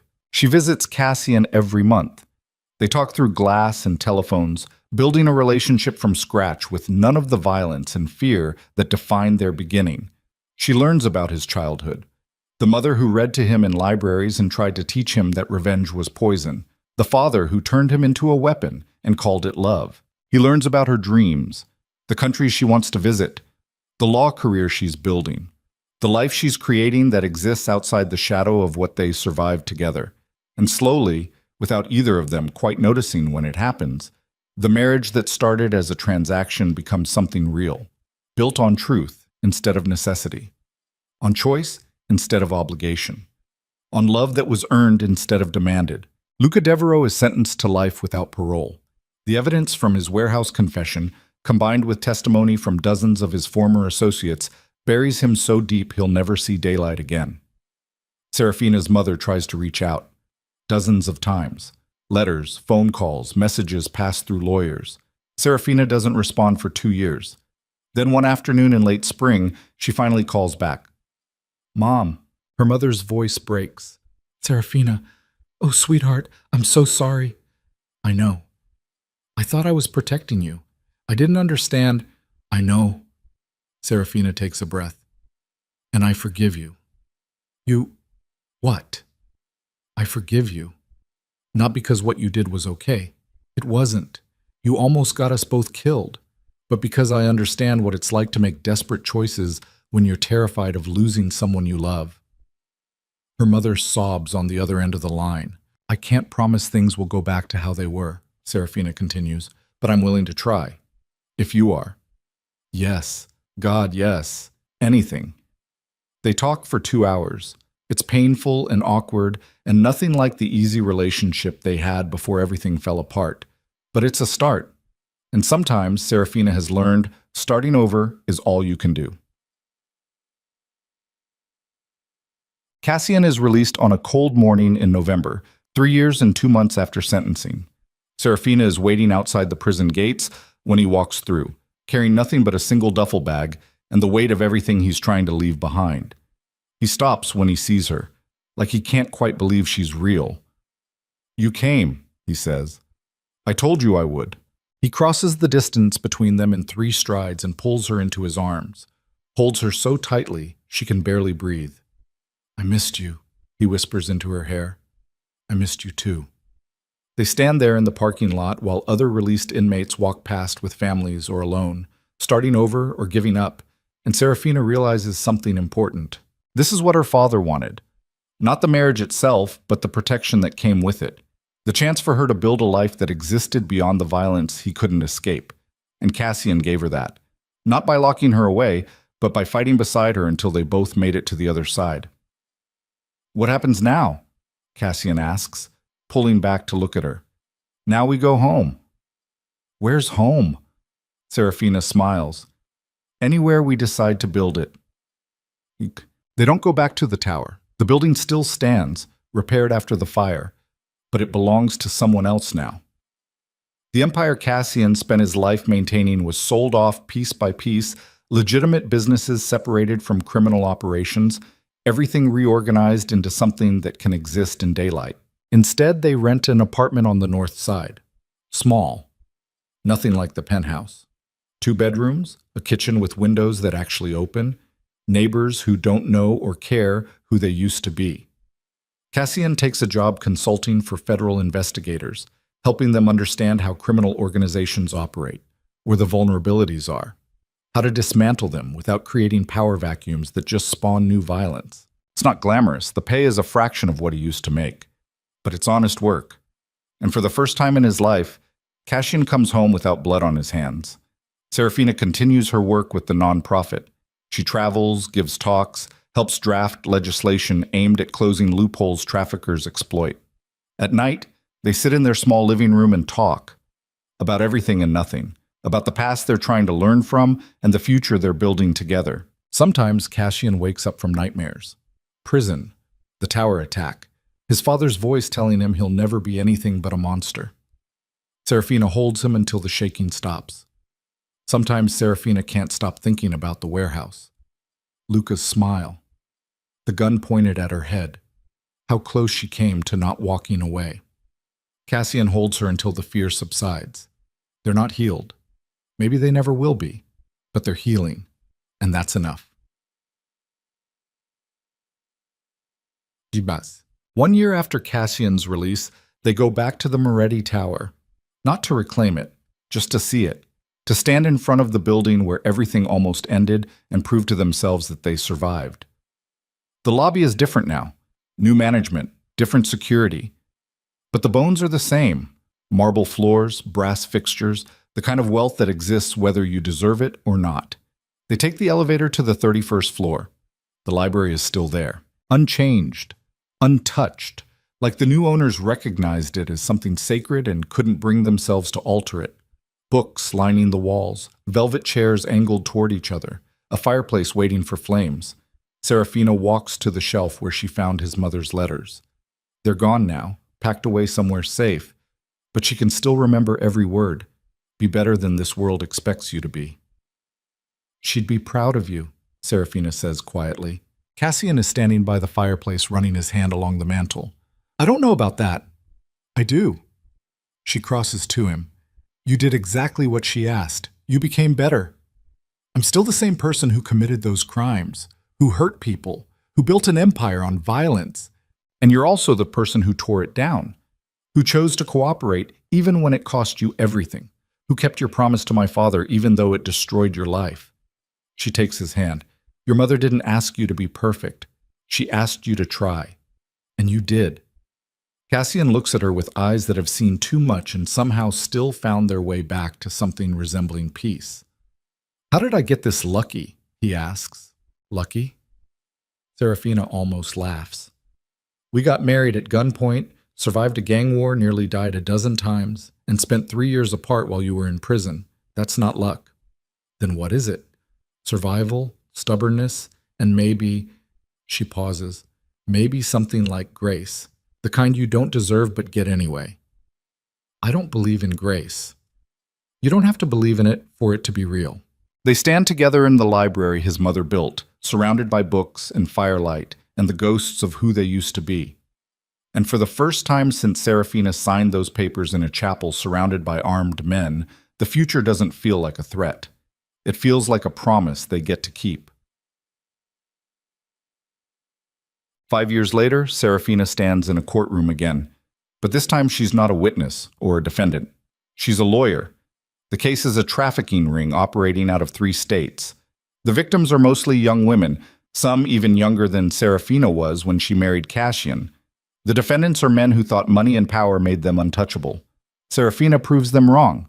She presents evidence meticulously, tells the victims' stories with the kind of fierce compassion that only comes from understanding what it's like to be treated as property. The jury convicts on all counts.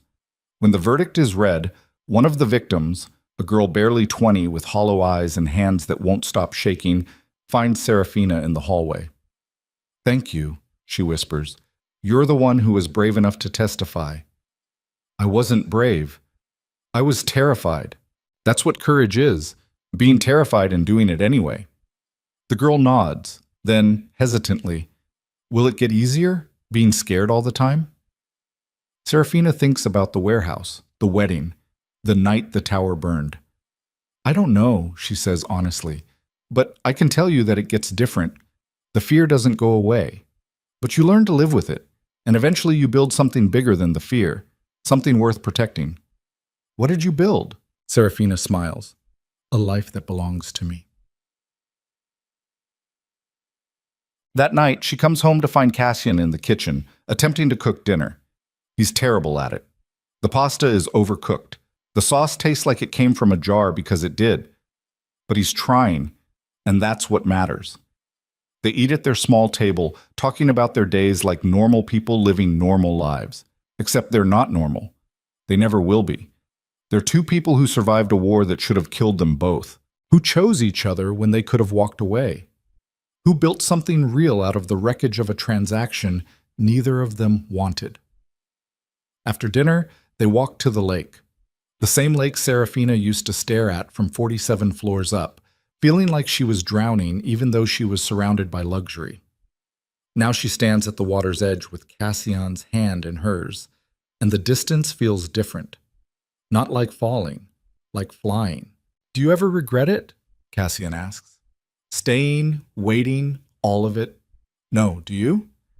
Marrying you was the best decision I ever made, even if everything that came after almost destroyed us both.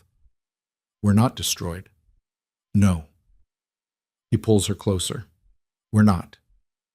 They stand there as the sun sets over Chicago, painting the sky in shades of amber and gold. The city that almost killed them, the city they saved, the city they're learning to call home. I love you, Serafina says. I love you too.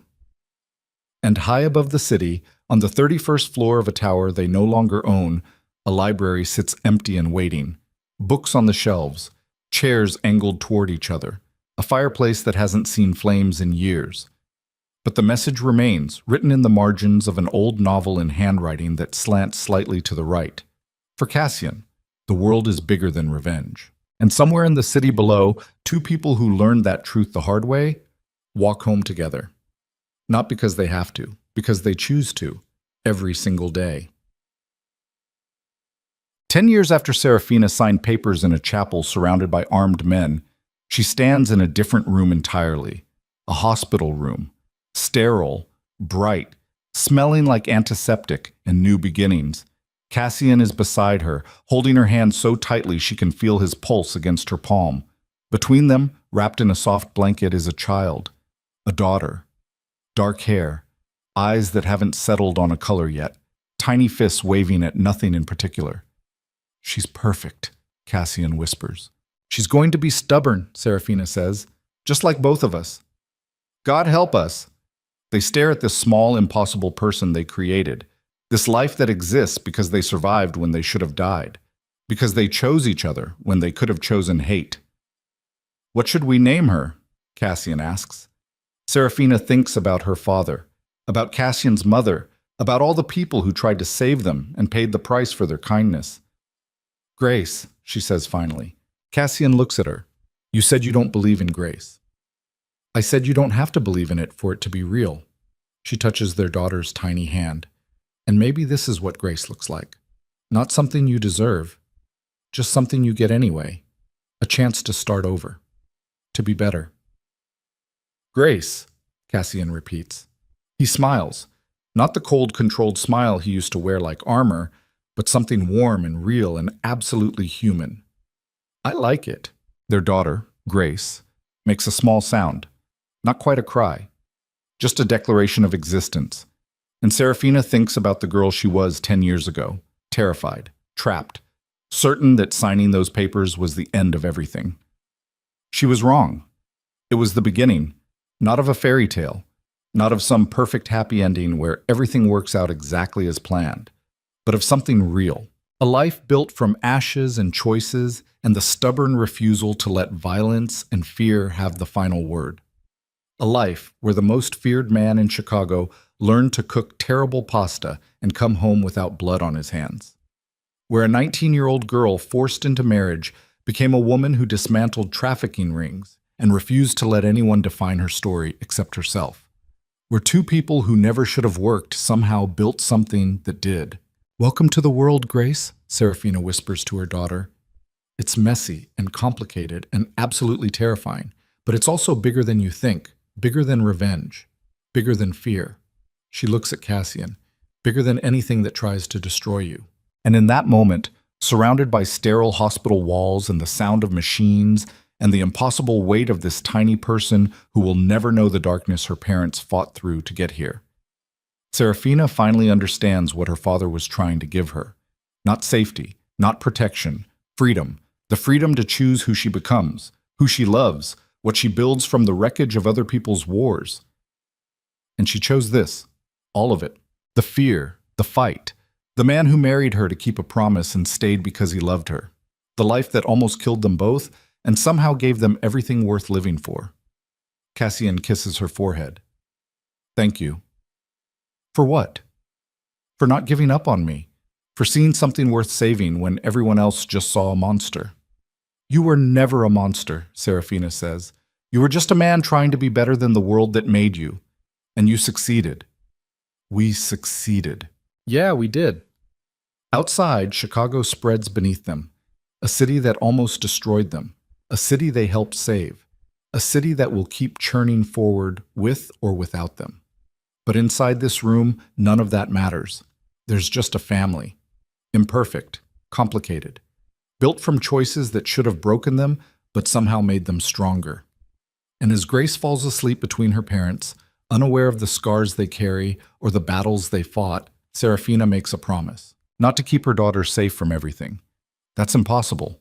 The world is too sharp, too cruel, too full of people who hurt others for profit and power.